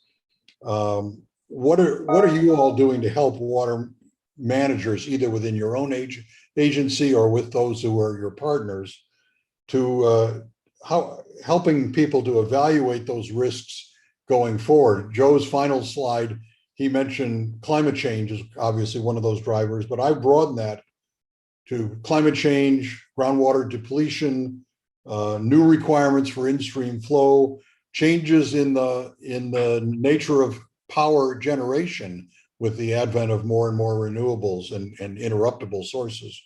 And other things is how do we help, how do we move the science forward in evaluating those kind of risks and how we communicate it? Anybody want to take a first shot? Just I'm happy to jump in here. Yeah, go ahead. From our perspective, or in our lane, Bob, a couple of things come to mind. First is I mentioned the basin study program.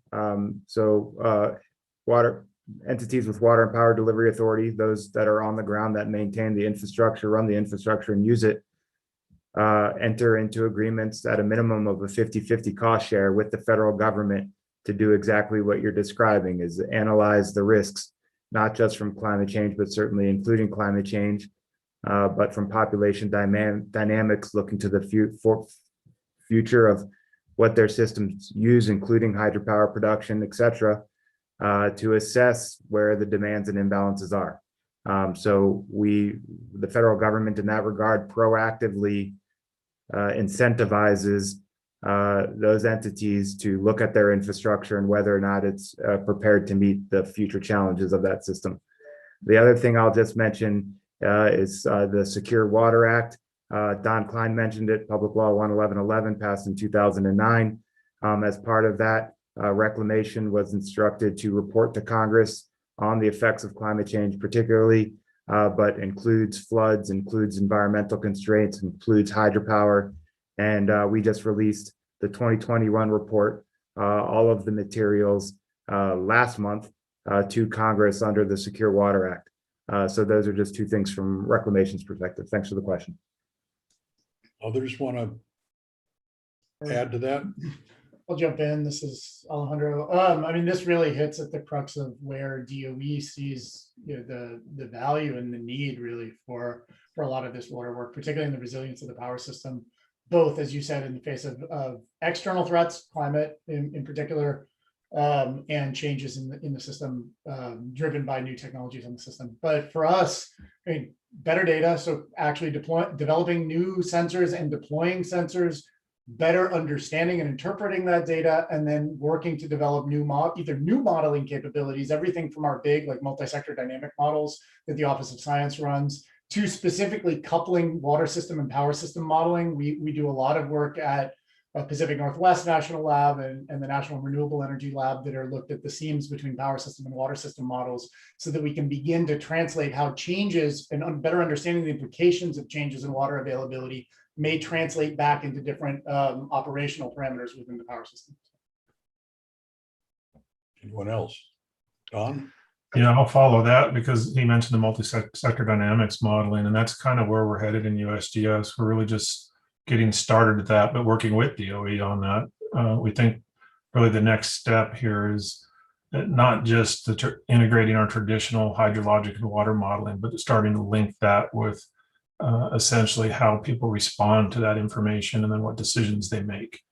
And if we can link that together in a coupled fashion and start making reliable projections based on various scenarios, whether it's climate change or anything else, then we can actually start to get scenarios that give some insight into what decisions might be made and what the risks are associated with those might be. Joe, anything else? Yeah. Well, first thing I'd mention is something called the Core Water Management System, SWIMS. It ties together, I think, 216 watersheds of the 300 and something that the Corps of Engineers has activities in. And it is an integrated system that links all of our operations together, reservoirs, and, you know, particularly during flood season, but also in low water times. It allows us to operate 10 or 20 reservoirs as an entity. It's operational now. It's off of lake gauges and stream gauges. So it's a fairly robust system. It's one of those things that is in the process of moving to the cloud, so that we maintain connectivity. Sometimes during the Midwest floods, maintaining connectivity with some of our districts can be difficult depending on whether they're being flooded or not. So the cloud operation will help us be more robust in that regard. When it comes to each reservoir, they also operate under established water control manuals. Some of y'all have heard of those, and they reflect the authorized purpose by Congress, and they show how we can manage water, any water that's not already allocated, to store more or release more if we're anticipating droughts or bigger water events, and those are under review. One of the things we have going is something called the Sustainable Rivers Program. It's something we do in coordination with the Nature Conservancy, and it allows funds for conduct feasibility studies downstream of Corps of Engineer reservoirs to look at how e-flows can be used more advantageously, and those are making small but measurable changes to many of our water control manuals, and I think we're getting a better effect. I'm not aware of any new reservoirs in the design phase. Most of what we're doing is managing what we have as effectively as we can. We do in Florida have a great deal of groundwater recharge going back into the Everglades, but groundwater recharge is not something that's been authorized for the Corps of Engineers broadly, though that might be something that will come up in the near future. I think that's what I have to offer. All right, thanks. Dave Wagner, you had something? Yeah, I guess, and it doesn't look like Tanya is still with us, so I regret that a bit. But anyway, and thank you all the panelists who have been involved. It appears that the direction of this administration is going to be to include social impacts in water management. It's going to continue to include managing our environmental resources. And now we're throwing climate change into the mix of how we evaluate and move forward with aging infrastructure, replacement of infrastructure, et cetera. Joe, you spoke to the role that NED has played in the Corps of Engineers assessment of projects in the past. My question is that traditionally OMB and CBO have looked at water infrastructure projects with a very restricted kind of lens that didn't necessarily embrace climate change benefits, didn't necessarily embrace environmental benefits, didn't necessarily embrace social benefits. Do you think there's any value in taking a look at how to characterize the benefits that each of your agencies provide in water management in a broader context of where this administration wants to go forward? Who wants to take it? Well, I could start, I suppose. As you may be aware, our former ASA-CW, Mr. R.D. James, he released a policy document that said that the Corps of Engineers would include other benefits in our proposals going forward. That was released in January. I mean, we're still working to implement that, but he'd already said that we would be doing that. I think it's yet to be determined how that information will be received and exactly what format is overstating it. What considerations will carry the most weight as we send them forward. As you, Dave, as you mentioned, this administration's very interested in the idea of social justice and meeting that. I think we're looking for ways to more than just talk about it, but also find ways to incorporate those concerns, those needs in the proposal process. But I think it's still early in the administration to understand what's going to stick and what isn't. I mean to stick, but how we present that is really what I meant. I didn't say it'll stick. How we would present that effectively. I think Tanya is still on. If you're there, please go ahead and put your camera on and your microphone if you'd like. Yeah, I think that I don't know that Tanya's available at the moment. I'll take a crack at it from our perspective. Go ahead. The social cost of climate and climate change is certainly a huge importance to the administration and one that we're actively working on it. The social costs of our actions are certainly an important part of it. That's something that we are looking at. If you, David, or anybody else can tell us what OMB would value, we would love that. And that would be something we would pay the Water Science Technology Board a lot of money to get further insight into. In that regard, I don't know that we've seen a huge change or impact from including different types of benefits than historics, cost benefit ratios, even since principles, requirements, and guidelines, et cetera, came out a decade ago-ish. But you know, following those and finding new ways of incorporating it is certainly quite valuable. Let me actually add sort of jump in from DOE's perspective as well, because I agree really strongly with what's been said, both the value, and I think we all probably have a gut instinct that if we're not doing this within the broader social context, we're not really hitting the mark, particularly given, you know, what water actually and food mean to people. But it's challenging for agencies that are predominantly science and engineering based, that are very used to and also have a lot of requirements for justifying our work based on quantitative metrics. And so how do we develop a framework that allows us, at least in some plausible way, to translate some of these benefits into a decision-making framework that is rigorous and analytical, even if it's a different one? And so we're starting to think about that with the power system, which is really hard. Water is even harder, but that would be a tremendous value add. You know, whether we're looking at like multi-criterion decision analysis or other frameworks that are equally rigorous and justifiable, but allow us in a form sort of comprehensive or justifiable way to consider other more subjective benefits. That would be really helpful. Okay, let's take a new question. Nusha, you had a question you wanted to ask? Yes, thank you. I think Dave and I keep asking similar questions. So I was the question that Dave asked was exactly top of mind for me, but I guess maybe then I pivot to a different side of this question, which is all of you talked about supply, enhancing supplies, building resiliency.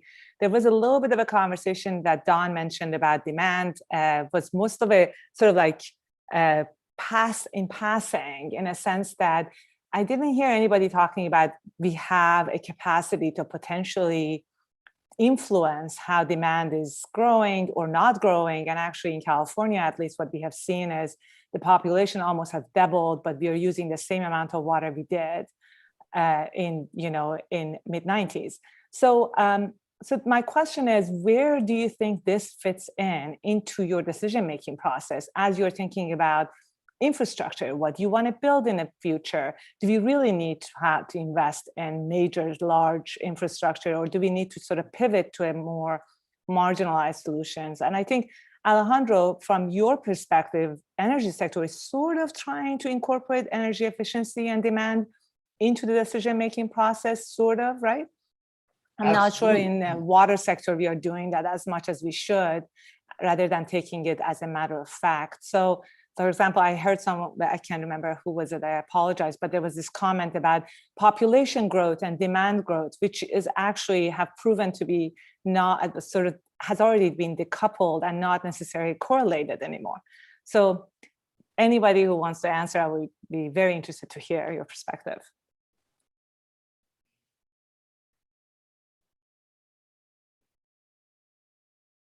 I'll add to that just a question of, is the science of water use and water demand, is anybody pushing those frontiers and are getting us an ability to look both in industrial, domestic, as well as agricultural sectors where demand might be going?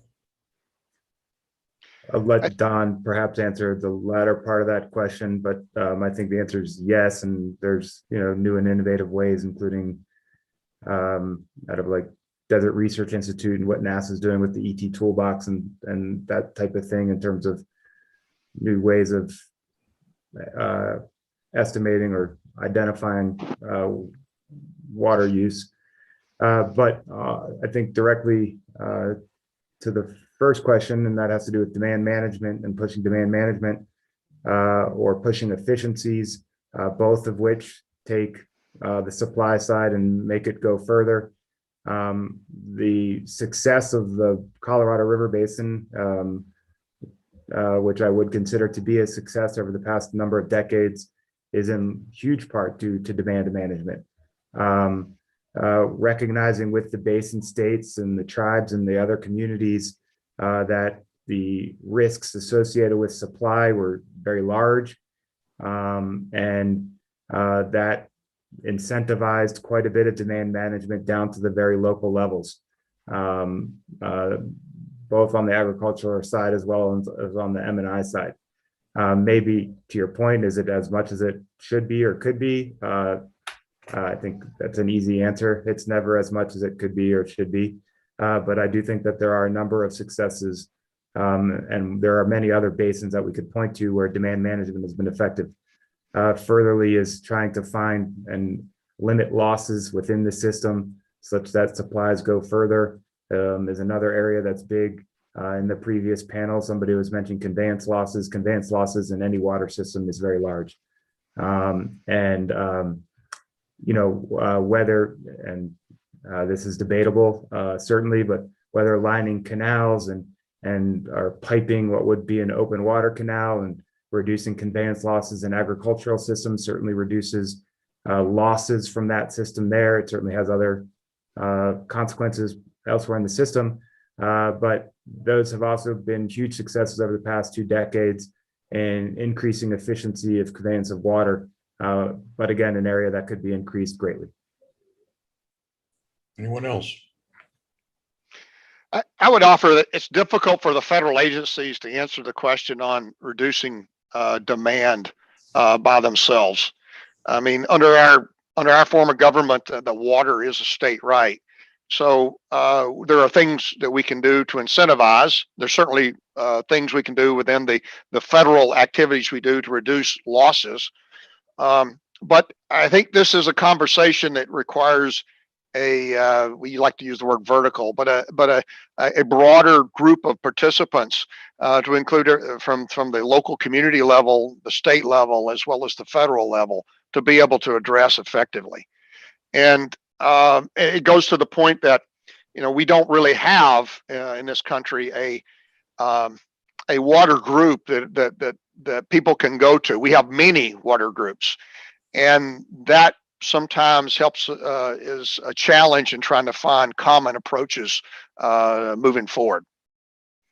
Yeah, Joe's point really carries over into the water use question that we have grants programs to help incentivize states to provide water use data. We get data, for probably 95% of consumptive use categories, but it really isn't very much data. And the need for us, in order to quantify water budgets to account for water use, is turning us more towards trying to model the way people use water so that we can keep up with it in time versus the old 5-year intervals that we compile data on. But it's really, it's weak from the standpoint of an observational basis for it. Yeah. And I would just add to that, from my own perspective, that there was a time about 30 or 40 years ago where there was a very active realm of research in many universities and federal agencies on what were the determinants of water use and how technological change as well as economic change were driving water use. As of a decade or two ago, you could that research enterprise had shrunk to virtually zero.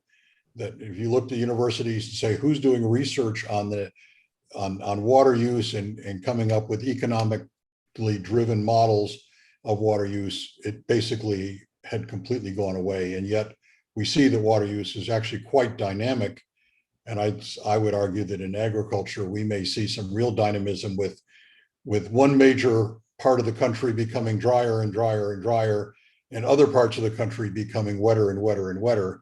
And that maybe there's some shifts, and the question of who's looking at those major shifts that might happen in scenarios that really change the landscape of water availability and water use.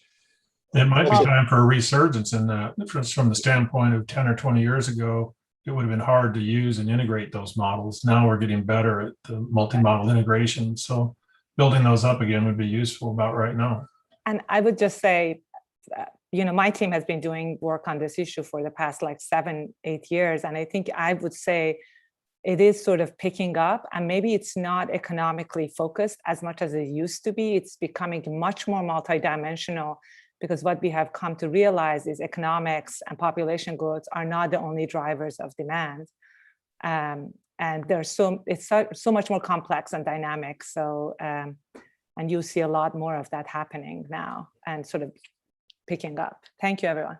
Right, great. Before we open, I would add to that. I think that there's lots of room to improve and to study. I don't mean to say that, but I really think the thing that's holding back a lot of the ideas that have already been developed is trying to get people to come together and accept some level of compromise, or to look at a different kind of future than the trajectory they're currently on. So I think as importantly as looking at the different technological approaches to using water less, we need to spend as much time looking at the social science part of how do you get elected officials and primary stakeholders of the water sources to be willing to sit down and discuss a different approach. And then also, how do we provide the financial incentive so that if it costs more, that they're willing to accept it. Dave Sedlak has a question. Yeah, I'm kind of curious. I haven't heard much today about the role of non-traditional water sources in responding to climate change. I'm thinking here not only of seawater desalination, but brackish water treatment and fossil groundwater. So where does it fall within the priorities for the various groups? And is there an entity that's primarily taking the lead on this going forward? Great. Let me jump in on that also, because I apologize. I did have another commitment at 4 that I need to go to. But when I was referring to the National Alliance for Water Innovation, that is the primary area of interest. It's water treatment and alternative water sources, both through, to an extent, seawater desalination, but a lot of brackish or wastewater treatment. So it's a big thing. I don't by any means think DOE is the only organization doing this, but it's a big focus of our work in our advanced manufacturing office.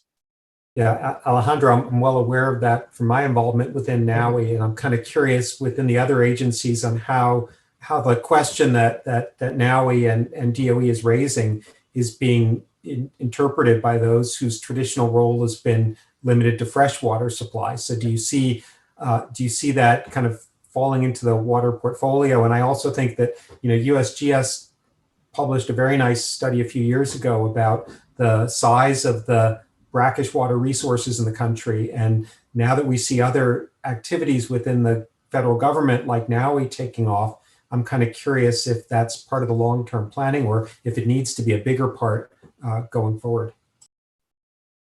At Reclamation, we have 3 different programs focused on desalination or water reuse, and one specifically on brackish groundwater desalination. We maintain a facility in Alamogordo, New Mexico, called the Brackish Groundwater Desalination Research Facility. Over the past couple of decades in pure construction, we have generated over 400,000 acre feet of new water supplies through water reuse and desal projects funded through the Title 16 program. And we have significant areas of research, both with DOE and others, on meeting the challenges associated with increasing the role that these technologies can have within the portfolio. Brine disposal and energy efficiency being the 2 biggest challenges that we face. This is an active area that we're trying to identify new and novel solutions to increase its role. Right. We're going to shift gears a little bit and open it up wider. Conversation among all the agency participants, including people who were on the earlier panel, and board members and the viewers of this conversation, and to talk about cross-cutting issues in water quantity, both things like floods and droughts, or the technologies to meet supply needs, which we've been talking about a little bit here. These have been areas that have been important to the Water Science and Technology Board program over the last 40 years: flood prediction tools, flood insurance program, water availability in the Colorado River, desalinization, water reuse, and use of ensemble forecasting methods to improve water management. So to assist the board in its sort of strategic planning, we'd like to hear from everyone here kind of what we're thinking about, and how, and get people to chime in their views about the many issues that confront us in water availability and water quantity. Those of you on the Zoom chat can raise your hand, and those other attendees can add questions on Slido, and we'll sort of compile those and send them on to the participants. And so I'm looking for people who want to step up with a question. I think, let's see, we had someone, I think John wanted to talk about saltwater and saltwater intrusion. Did you want to bring that up at this point, John Arthur?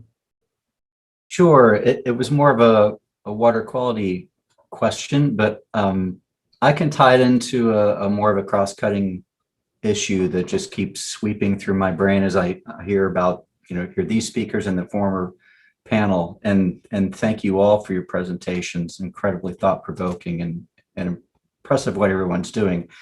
And this cross-cutting issue is data. Of course, infrastructure is a big thing. Cybersecurity is a big thing, and yet we're all swimming in oceans of data, from monitoring from surface water, groundwater, quality, quantity. And we heard from EPA earlier about harmonizing data sets, and we all know that with agencies kind of staying in their lanes, whether that's at the state level or the federal level, data systems evolve internally. They're internally consistent. They work for that agency, but they don't tend to reach out through the rooftops and cross-communicate.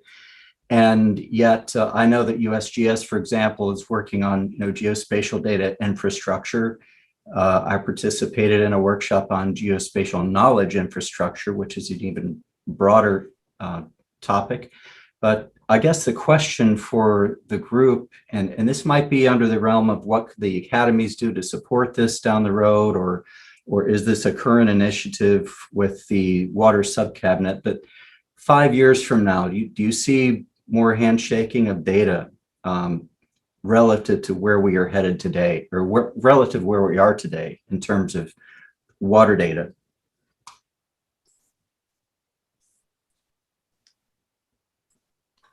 I guess I'll go ahead and start with that. I think so. I think it's gotten better over time. I mean, Joe referred to the issues within DoD of getting data out, but that's gotten better over time. We get a lot of their information now that we didn't used to be able to get. There's things like the Internet of Water and those kinds of initiatives that help. So I think it does get better, and everyone is more, I guess, savvy about that, for lack of a better word, than they used to be. And so, across the board, people are trying to get their data to be more interoperable and accessible. But I don't think there's a magic bullet that's going to make it all happen, all of a sudden. It's just it's a gradual trend to bring more and more data together. And there's also an aspect of it is some of the technologies to exploit that data, if it is all together, those are getting better. So there's it shifts from it's a nice idea to there's an actual application that could use it if it was there. So I think that helps kind of pull that effort forward as well. Yeah, this is Joe Mangus. I'll follow up on that and what I said before. Our effort is really a framework. It's not recreating databases. It's establishing standards, and there are within the federal government generic standards for generic data output, and we are requiring each of the programs that have different data sets, whether regardless of the program, Oracle or somebody else that they have it in, they can continue to do that, but they have to reprogram their data program so that it will provide this generic output that the federal government's established. And it's a very expensive and long process. And there are many audiences, as you're aware, for different kinds of data, and trying to make this transition at the same time you continue to operate takes a lot of resources, and that's the challenge. And Don summed it up well. It's a gradual process, but I do believe that the basics for data to at least, regardless of how you collect it and how you manage it, for it to come out in a way that everybody can use, those have been reasonably well established.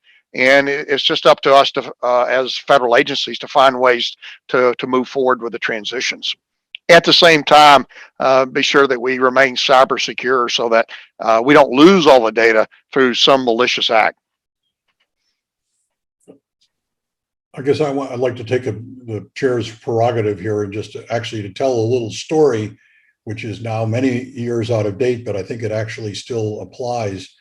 The story has to do with a severe drought that was occurring in Texas, and a guy named George W. Bush was governor at the time, and all of his cabinet members came in to talk to him, and they said, "Governor, we've got a really severe drought problem in Texas."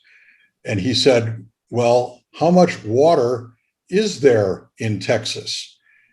And on the one hand, you can say, what a silly question, because there's all kinds of different water and it operates at different timescales. But on the other hand, what a great question it is.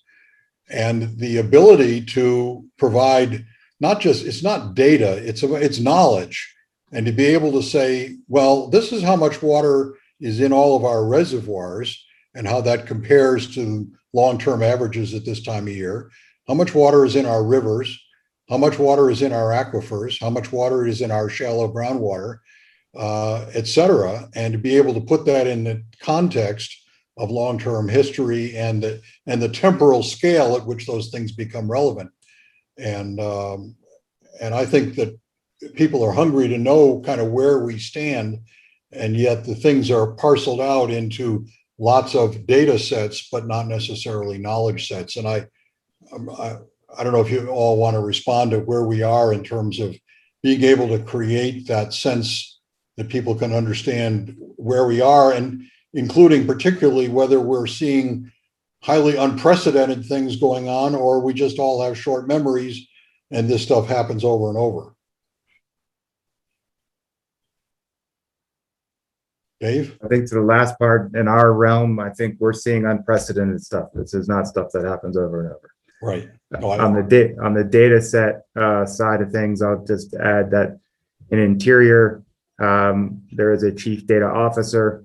There is now a new requirement for each bureau within the Department of the Interior to have an associate chief data officer, recognizing that there is more emphasis on all things data, whether it be data maintenance, but also the Open Data Act. I forget the actual name of it. But it's making data available and machine readable and that sort of thing.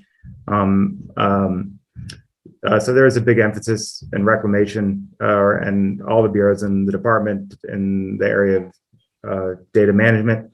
Reclamation also has stood up a Reclamation Data Council over the past 3 or 4 years for these very reasons, and have stood up something that we call the Reclamation Information Sharing Environment, RISE. I think it's usbr.water.gov or water.usbr.gov, where we're trying to transition all of our data to make it available, recognizing it's not a knowledge system as you characterize it, Bob, but if it's out there, maybe folks smarter than us can turn it into knowledge systems. So there is a move in that direction. All right, I think Dave Wegner has a question. Thanks, Bob. And it directly relates to what you just, thanks for your great story, Bob. That was good. When I was working on the Hill, we had the Congressional Research Service do a little survey for us and the committee of how many federal agencies actually had water in their mission statements. Turns out there's about 26 of them. It's probably a little bit more now. And Don, I'm really impressed and hopeful that this National Water Dashboard will be a tool that helps to kind of bring these pieces together. And I'm also encouraged by what Tanya was saying about the water subcabinet, bringing together at least this initial set of agencies to kind of help build bridges between the agencies to help share data. My question is that we have all these different silos of water out there, water data and information, and as Bob just characterized, knowledge out there. Is there any value from your panelist perspective of having a coordinated look at the science of how this data is being brought together? Or do you think that we're at a good point where now it's just a matter of bringing it together through initiatives by the administration? Is there need for better science, I guess, to help share the data? I'll jump in. Yes, absolutely. So you mentioned the water dashboard. We're really proud of that. It's a long time coming. It's the very thin end of the wedge. I mean, if you think about it from a technological point of view, pulling together a bunch of data sets and putting it on a dynamic website, it's not rocket science. Yet it's been a long time coming to get to something like that. But translating that into tools that people can use so that they can access the data the way they want to access it, the way you're familiar with if you do a Google search or something like that, as opposed to a scientist where, you know, I want a data set. There's a lot to be done there. And we're thinking, for example, that Tanya mentioned the building a water workforce is a priority, and we're thinking the National Water Dashboard as a dynamic tool can augment our water science school and become useful in the training realm in that regard, if we sort of give it the right toolkit and in terms of the interface and your ability to query it. So how do you do that requires folks that we don't typically have in our ranks. It's more, you know, education specialists and cognitive folks that understand how people relate to the data. And that's a pretty big area that I think needs a lot of work. Anyone else want to take that? I would say that yes, there's areas that we can improve in terms of science investigation, but it seems like while the people on this webinar value data, I would say a lot of people do not place the same level of value on it. And I think the thing that has to happen is to convince others what will come from us having this data available, because I don't think that we're being as successful in getting that message across to the people that make the decisions on the big funding. And I think that's a challenge for all of us on the call today. Joe, if I can ask you just a quick follow-up question. I think the Corps has 17 or 18 centers of excellence established within the organization. Are you actively trying to solicit bringing those centers of excellence information into the decision environment? I don't know that we're looking at it from the centers of excellence point of view, because some of the centers of excellence, like several of them, have to do with navigation. And so what we have is we have efforts that are more along our business lines, such as regulatory, which is a big part of the data, navigation, which is probably the largest, and then you also have the dam and levee safety. So I say we're approaching it from that point of view, though I believe almost all the centers of excellence would find almost all would find a niche within those. Jordan, you have a question. Jordan Fishbach. Yes, thank you. This has been a really interesting conversation. So I thought I would pick up on actually kind of the flip side question, and I heard this a bit. Don, you spoke about this. Alejandro spoke about this as well, which is about integrating models. So I was really interested to hear about the integrated water prediction effort, Don, that you spoke about. And I'm wondering, as we think about integrating across water systems models, we heard about water energy systems, and then also starting to bring together biophysical and social science modeling. So that a lot of these efforts seem initially focused on within the agency and the work that needs to happen there, and just the proliferation of tools that are there. I'm wondering what you see the role for the academies maybe and starting to look beyond. I know users span many different agencies when we think about state and local users as well as federal agencies themselves. So is there a role that we can think about or play in terms of integrating modeling across agency efforts and looking towards standardization along those lines. And Jordan, if I could just add another element to that, which is the atmosphere, which we haven't really heard people talk about today, whether it's on the 1 to 2 week forecast time horizons, or whether it's on the decadal climate change horizons, whether what the atmospheric sciences community is doing is getting well integrated into what those of us concerned with water resources and water management are doing.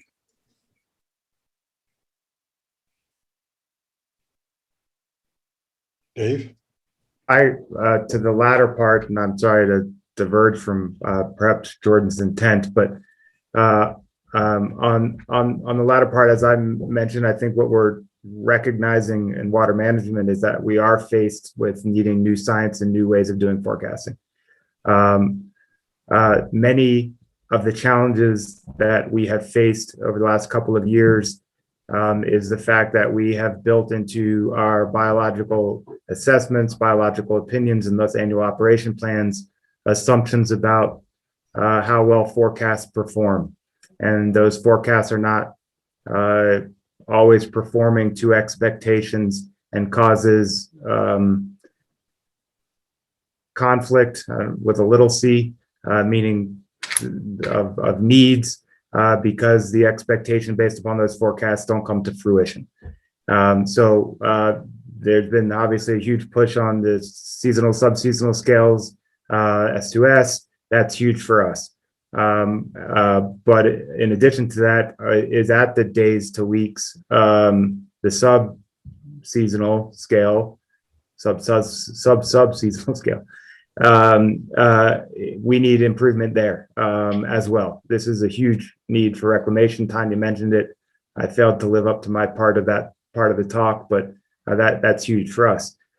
Speaking to sort of longer scale times on climate change, I think that we recognize, as well as most of the world, perhaps, that expecting climate change projections uncertainty to be reduced to any form in which you can plug into our historic ways of planning is not going to happen anytime in the near future.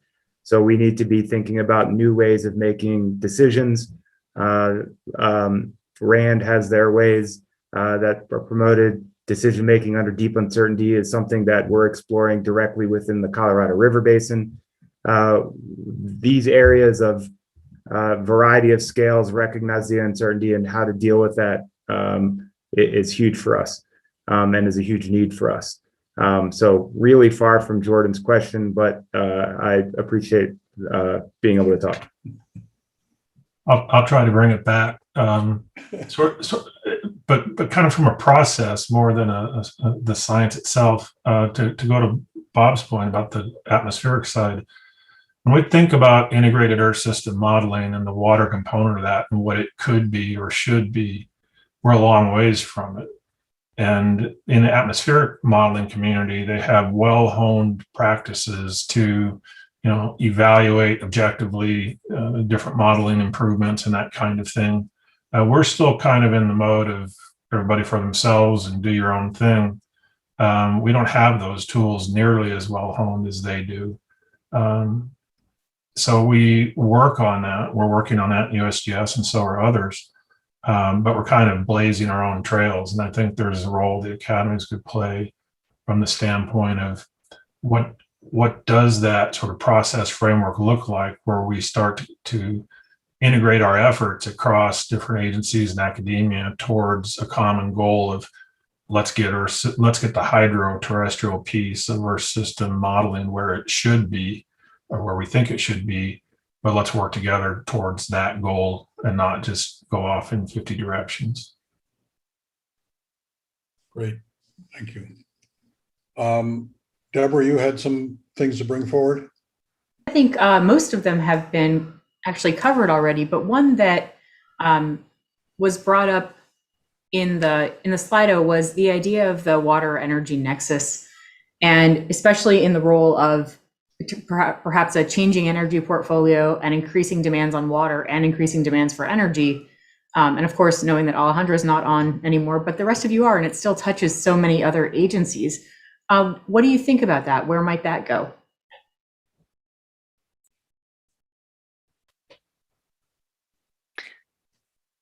Well, I will speak to that. I was just going to say, clearly Go DOE ahead. should pick up the pace, but Yeah, I can speak to that actually, because I think I'm quite involved in various utilities sort of decision-making process. And what you see is often we barely think about the energy footprint of whatever decisions we are making around infrastructure. And I think it's very similar the other way around as well. And it's just because naturally it doesn't come as a boundary condition when you are making specific decisions, because your goals and objectives are very much sort of focused on that sector's needs, right? I need to have more water, or I need to, create a more water resilience portfolio, and the energy footprint of that is not necessarily, while it's important, it's not necessarily a critical boundary condition. And it's also the other way around. And we'll see that there are some studies that are coming out that are looking at, for example, energy footprint of various water reuse solutions that are being explored by different cities and communities. And but the reality is utilities are not thinking about that, and they don't necessarily, not that they don't care about it, but they don't think that's important for their mission. But it should be. And that's where this whole nexus issues and sort of thinking about a system as a whole is really important. I'll just say something maybe from a more simplistic point of view, with solar and wind becoming bigger pieces of the energy mix, water storage of energy becomes storage of energy that can be made available almost instantaneously becomes more important. And of course, I think people involved in water recognize that water is one of the greatest energy storage materials on the face of the earth. I recently raised that prospect not in a professional setting, but in just a group of people talking about our national challenges, and mentioned the words pump storage, and people were ready to shoot my head off when I mentioned pump storage, and maybe we need new names for it. But I'm just curious whether the agencies are thinking about the role that water can play as a part of this energy mix in light of these changes towards these interruptible supplies that we're moving towards. Absolutely, Bob. I think I touched on it very briefly during my opening remarks that hydropower is a critical part of the energy infrastructure for those exact reasons. There's been a couple of examples just in the past year. Last summer during the California energy crisis for a couple of weeks, Reclamation was spinning up hydropower production on the Colorado River to transmit to California when the energy was not being able to be met. What's that? Texas? No, Texas was a different situation. Texas, as I'm sure you're aware, is not part of the federal hydropower grid. Much energy in there. In California last summer, during the heat waves, they could not keep up with energy production. There's been a couple other examples over the past couple of years. As part of this, DOE and Reclamation signed a memorandum of understanding last August, focused on hydropower and increasing both our efficiencies and promoting the use of hydropower and promoting those things, as well as the ancillary benefits of hydropower, which is the battery of water, as you put it more eloquently. But so huge focus for this administration. Tanya Trujillo, this is a big focus of hers. She's made it clear to us that hydropower is something that we need to be working on in all regards during the Biden-Harris administration. I would just say that, the power markets determine where the power goes. We generate it, and the Corps of Engineers, and so it's really become a bit more of a DOE kind of a question as to where that power goes. But as I mentioned before, it's not much interest in expanding the hydropower that currently exists, and there are some ideas about improving the efficiency of power generated from the water that currently flows. Those are pretty expensive, and some of the gains are marginal, some are larger, depending on the age of the power plant. But there are other things that can be done. Southeast Asia, they have a number of reservoirs that they've converted into hydroelectric facilities at the same time, use the same power transmission system. But I'm not aware of any efforts to authorize or appropriate any activities like that, at least within the Corps of Engineers. Any last thoughts? We're getting close to the wrap here.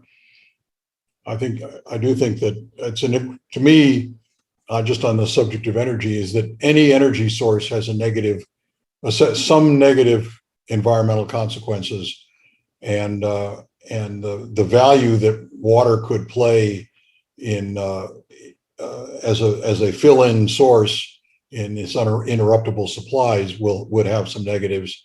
I'm just wondering whether anybody's prepared to stick their neck out and start talking about increasing the extent to which we use water as a storage media to increase the reliability of our supplies. Bob, and I'll add to that on the concept of small hydro and in conduit hydropower, which is very underlooked and underutilized, but has a lot of potential. But unfortunately, because there haven't been enough incentives out there, similar to solar and wind, we don't see as much development of that kind of energy resource, but for sure has a lot more potential, and it has that continuity that some of those alternative energy sources or renewable energy do not have, and obviously does not have the significant environmental footprint of building another dam or actually the major reservoirs that we are managing right now. I personally hope in the next decade we'll see more and more of effort around harnessing in conduit hydropower. Right.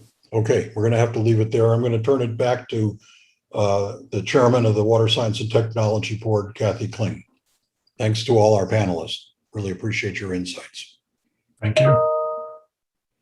Yes, virtual round of applause for that amazing conversation all afternoon. I promise you it's going to be a very rich and full afternoon of hearing about priorities and science needs, and our panelists certainly delivered. I'm not going to try to do a very thorough wrap up or anything, but as I was listening, particularly to the discussions following both panels, there were a few things that really rose up to be pretty much things that are of major concern everywhere. One thing that came up a lot was data. But then, no, not really data, information and knowledge based on that data, methods to make all of that information useful. And every agency seems to be struggling in various parts with this, but there's this common theme of we've got all these pieces and how do we bring it together? Second, social science. I've been involved in activities like the WSTB, and for many, more than 2 decades, and many of you have been involved in federal agencies for a very, very long time. And we always hear social science. We need social science, and yet we never seem to really get there. Behavioral science, communications, governance, political science, cultural anthropology, all of those things. And it's continuing to be a struggle to get that kind of expertise. And maybe we need to do better to find ways to actually do it instead of talking about it. Third theme, integration of models, across disciplines, social science, economics, biological science, dynamic models, simple models, lots of models that need more integration more interdisciplinary work and more integration across agencies. So integration is something we heard a lot of. In the area of water, we heard that water is everywhere. There are so many water agencies, so many, it's spread out all over. We need, but there's not really anybody in charge of water. So we heard about a very exciting water dashboard, the water cabinet, these other ideas that maybe will help us finally get to some sense that there's something more unified across all of these many different water agencies. A huge theme that we heard over and over again is tools and concepts for environmental justice. Everybody wants to do it. Every agency wants to do it. We all want to do it. But the question is how? How do we take rigorous ideas? What are those rigorous ideas, and how we conceptualize and implement issues related to environmental justice, fairness, and equity? Clearly something that lots of places are struggling with. And finally, I was just reflecting that water, like politics, is all local. The problems differ everywhere, the issues, and yet there are problems that we heard repeatedly that are appearing across agencies and across the country. Harmful algal blooms, their growth, their prevalence is a growing issue touching many of our agencies. PFAS, we heard that from a lot of places, the breadth of issues with PFAS. Aging infrastructure, whether it's delivery within municipal waste or municipal drinking water systems, or whether it's dam structures or whatever it is, aging infrastructure continues to be a struggle for lots of agencies. Climate change, climate change, climate change, modeling prediction, climate change. And finally, just to reiterate, environmental justice. Not only metrics, but how do we really think about moving our workforce, moving our representation broadly in the academy and in all of our workplaces in a more significant and serious way. So with that, I'm going to thank everybody for a wonderful day and invite those of you who are available to return tomorrow. We will do it all over again. I promise a new alphabet soup of agencies. We have another, starting at 12:15 tomorrow at noon, we have another group of federal agencies, and then we're going to have some congressional insight. So our fourth panel tomorrow will bring us some insight from the congressional side of the aisle. So with that, thank you, everybody. Please feel free to continue to use Slido to ask questions and communicate thoughts and ideas. And with that, I'll wish you all a good evening and hope to see you back same time, same place tomorrow.